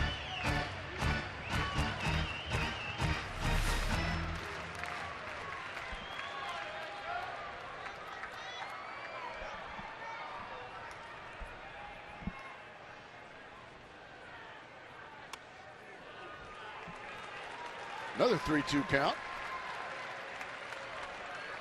I don't think it would break Godin's heart if he did walk Jason Kubel. No, not with the numbers we saw Kubel's got against him in his career, including a pair of homers. And he did walk him. And Paul Goldschmidt will have a 2-out chance here now with a runner on base. By the way, the Diamondbacks are down to 1 position player. We mentioned that with the trade of Drew, the Diamondbacks brought up a reliever, Sam Demmel, from the minors. Parr had to come in early for Upton. Nieves has been used as a pinch hitter. Johnson's been used. That's the only guy left on the bench. John McDonald. He's got a sore elbow. There's Goldschmidt.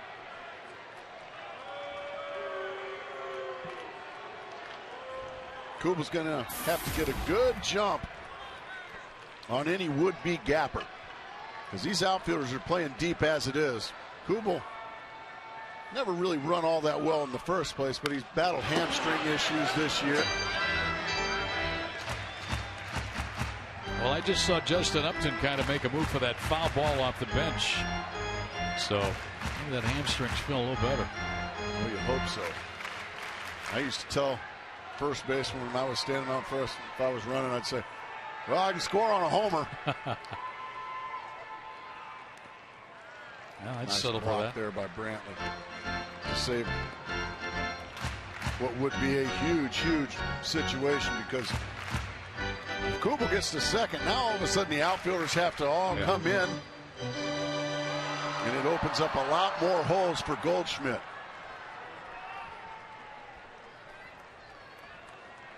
Because you can't play no doubles back there with a guy on second.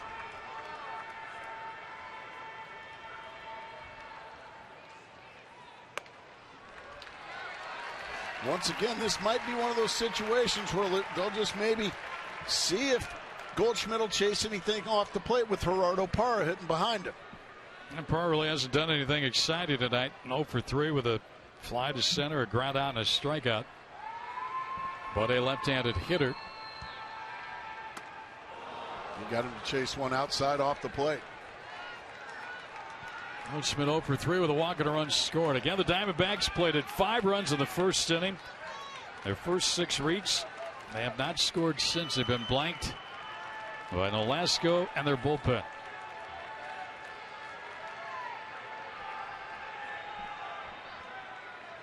And we're going extra innings. To the 10th we go in a 5-5 ball game here at Chase Field. Oh, we're going 15.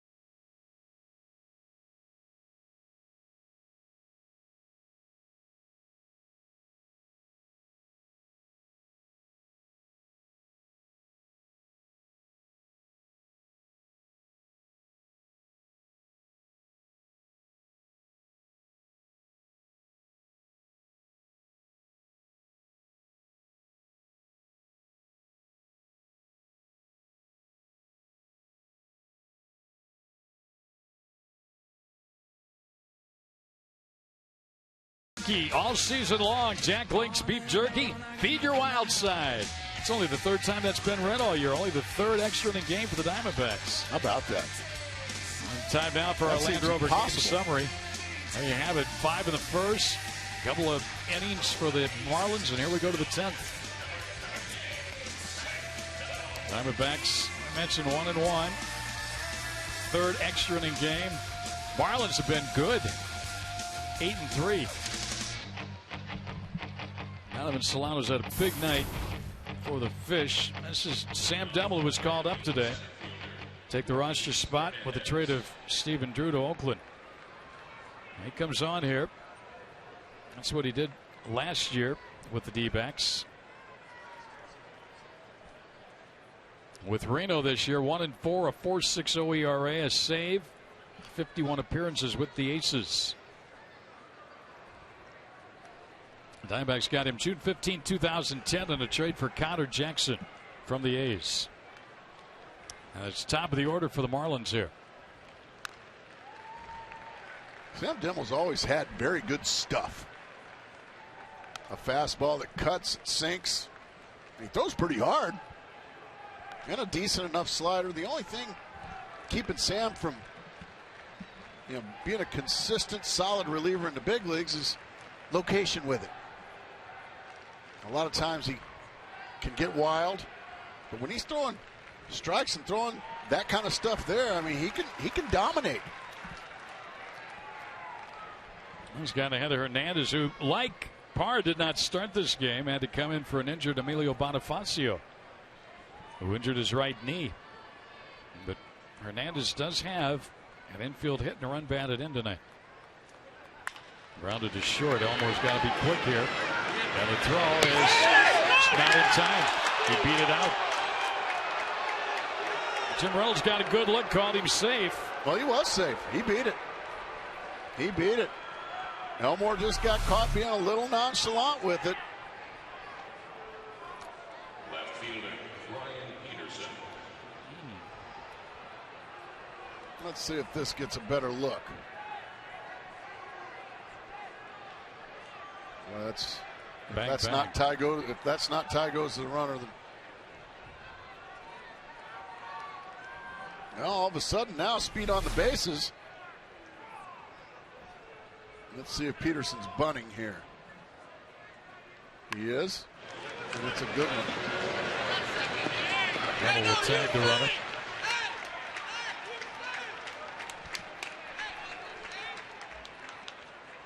Sacrifice good by Peterson. Now they got Reyes and Lee with a chance to give them a lead. I'm walking this guy.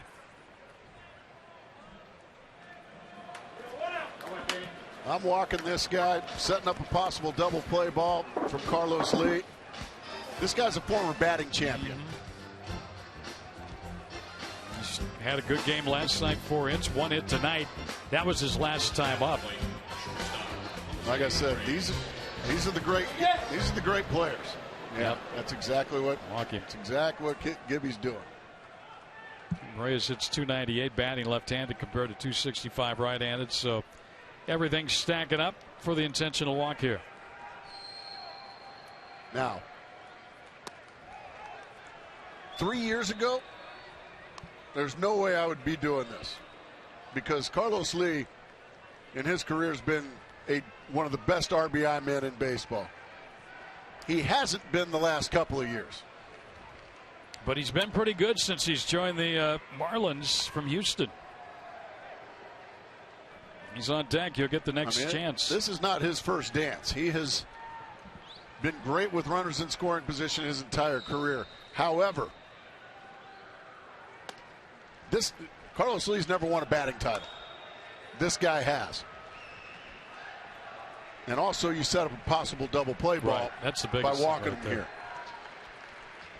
And a single will beat you.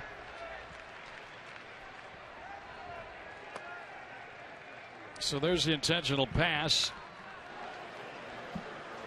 Maybe trying to get the attention, I think, of Montero. Was there like an agreement before the game tonight that the Marlins had to have at least 2 guys on base every inning? Well, left 13 on tonight, haven't they? There's 2 more right out there right now. Lee joined this club in a trade from Houston on July 4th. And with runners in scoring position since that time, he's at .422. On the season, .333.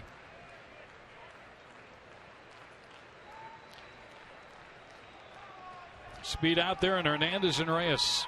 Only 1 out.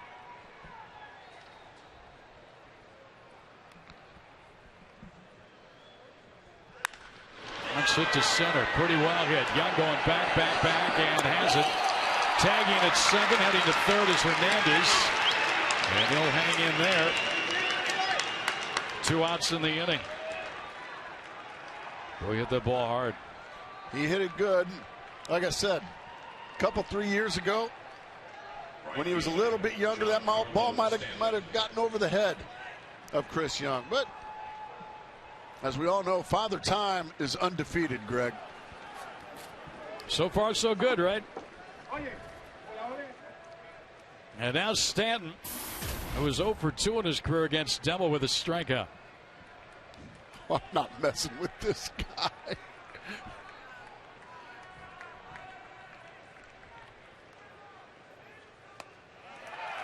Got him to chase. And see, that's the thing. The dangerous part of pitching around somebody is a possible wild pitch. Yeah. So There's that piercing sound of the bullpen foam. Dobbs is on deck. They've got Zagurski, the left-hander, loosening right now. Stan, the man of the moment, though, at the plate. Oh, he left it over the plate. Stan rips a single to give the Marlins a lead. He just kind of hung there, and Stan ripped on it. Gorkis Hernandez scores.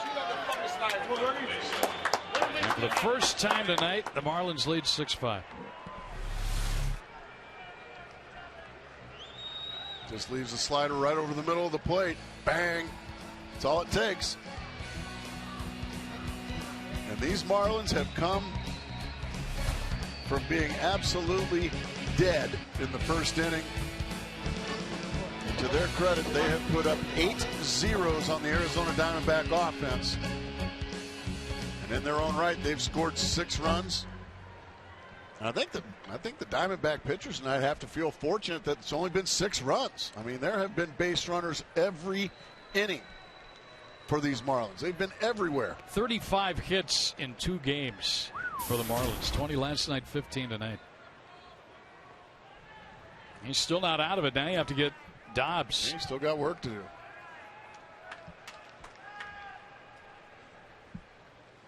They leave Demmel in to face the left-handed batter. Zagurski was up. Ball went down low.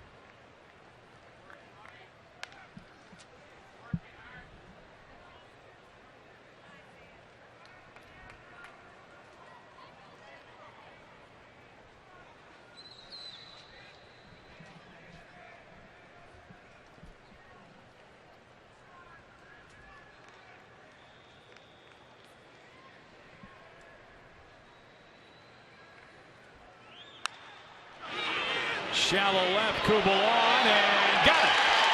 Well, that saved another run.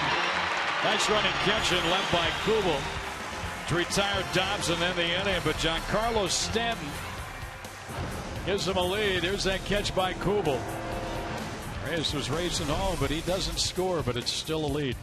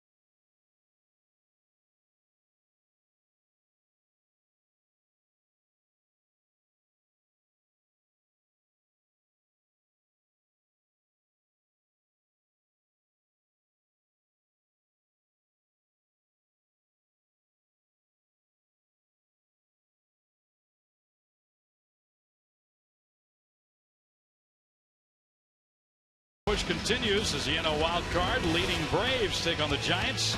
Both teams looking to keep pace in the playoff race. Fox Saturday baseball telecast presented by Budweiser begins at 12:30 p.m. Pacific, only on Fox. She's still believing. I hope you are. Diamondbacks so down a run as we go to the bottom of the 10th inning here. Marlins have taken the lead. Have never led until Stanton's 2-out single in the top of the 10th inning. Steve Cishek, who's taken over the closer's role, looking for save number 10. It's been pretty tough. Diamondbacks going to send up this inning Parra, Montero, and Wheeler. And unfortunately, we're having to see too many rally caps on this last 2 games. Marlins 15 hits tonight. 15 men left on base. Like to see some Marlin fans wearing some rally caps. Yeah, there we go. They still believe. But he's wearing the old colors. Those are Kirk Gibson's sons right there. Watching. And like their dad, hoping. Gerardo Parra somehow, some way, trying to get on base. Takes a steer right down the middle. How about a submariner throwing 93? Goodness.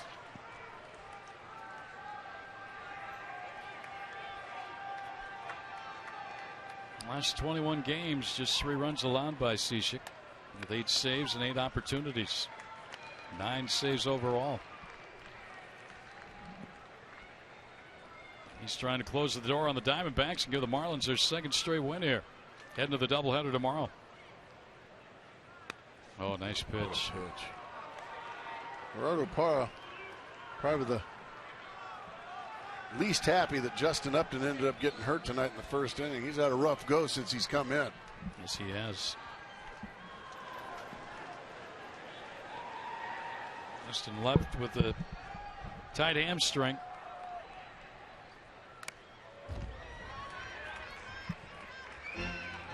Well, you need a base runner or a blast.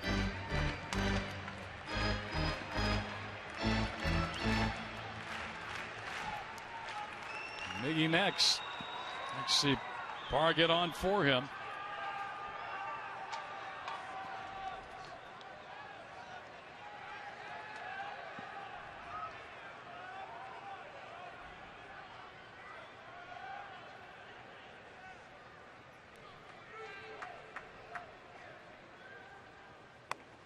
Ooh, he just missed.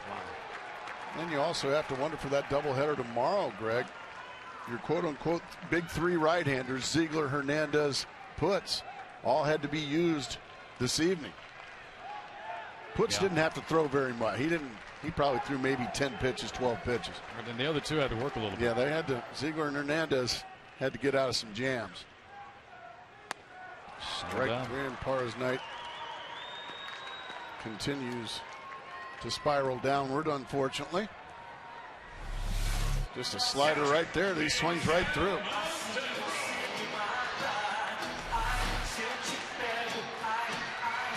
Now Montero will bat. Miggy tonight has a hitter unbatted in. 1 for 3. He's also walked in the game. All right, Greg, I'll ask you a question. You think Miguel's going to be swinging hard here? I hope not. I hope he's just got that nice follow-through swing. And okay, but do you think he's going to be swinging hard? I think he probably will be. Well, he wasn't. That was nice there. That was real nice there. Go ahead and try and swat it the other way.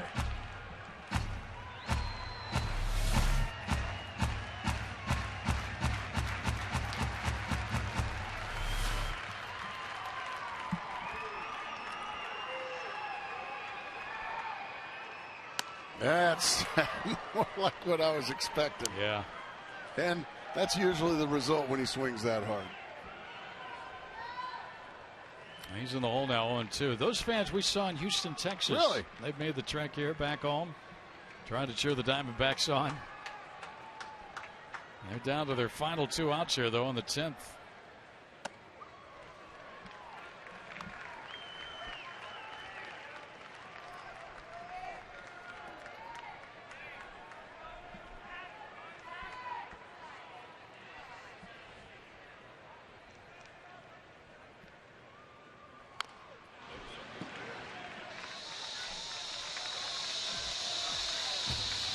Is out of Carson Newman College.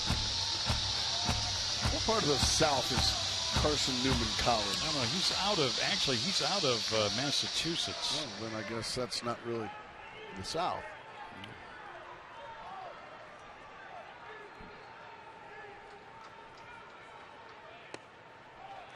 Two and 2 now on Miguel Montero. He's getting back into the count.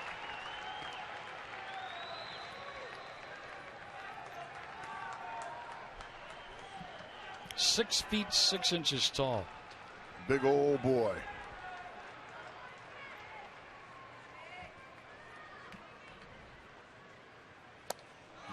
Another huge swing, and that's the result usually when you swing that hard.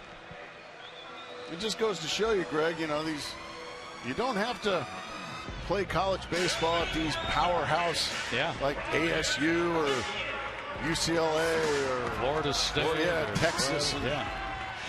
If you can play, they're going to find you. Yep. Ryan Wheeler just trying to keep it going here now. He's been on base twice tonight.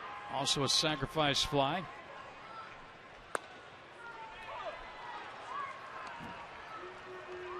Boy, you can hear a pin drop in this stadium. Well, I think it's stunned silence that the Diamondbacks, unfortunately, that will keep it going regardless of what happens with Solano. How about that? Nice going by Ryan Wheeler.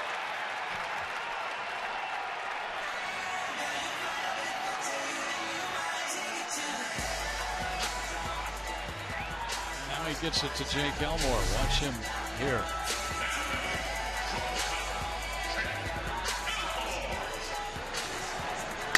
And Wheeler knows he's got to get to first base. He's busting it all the way. He keeps the ball game alive. And Jake Elmore, the ASU product, with an opportunity here to keep the game going. And the last Diamondback position player moves out on deck, John McDonald.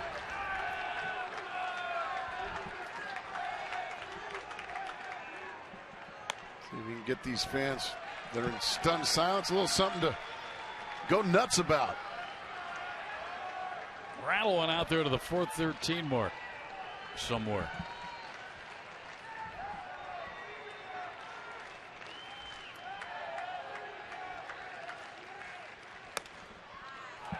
Two and 0. Well, he should be getting a fastball here. Maybe he can hook it down the line. Because if we're going to go 15 innings, this thing needs to go in a gap somewhere.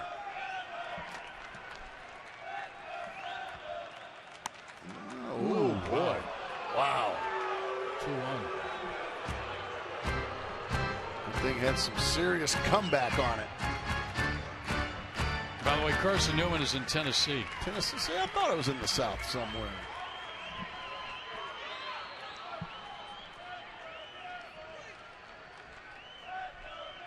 Three and one. Wow. All of a sudden now, Cishek with a little angst out there, a little something to have some anxiety about. Make him swallow his Adam's apple a little bit. One pitch in one spot if you're Jake Elmore. And if you get it, let her rip. Looks like you got him to chase one out of the zone. Well, 3-2 now. That means Wheeler will be running with 2 men out on first base. He carries the tying run. Elmore will settle in here against Cishek. Oh, wow. Missed badly. Well, they were one out away. Now Ozzie Guillen's like, oh, boy, what is going on here? John McDonald. Last position player left. There's Ozzie. Look at. Oh. Didn't want that. You see it?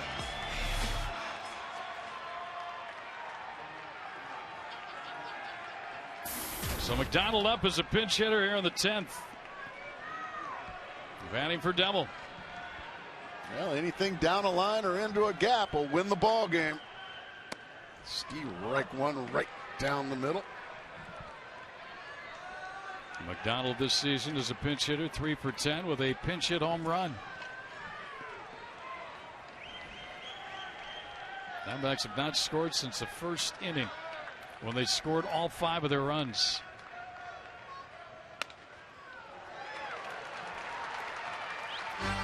Cishek wanted that one. Didn't get it. Chris Young awaits on deck. See if John McDonald can get him in a bat. We tie it up. Chris driving the winner.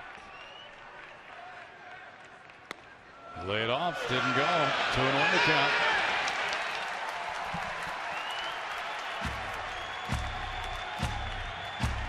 That bat never did get too far. He checked it. That is a good call over there by Jim Reynolds.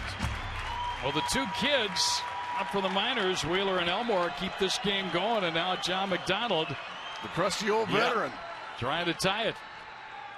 Ground ball to short. It's not going to do it. This game is over. The Diamondbacks suffer a very tough defeat tonight.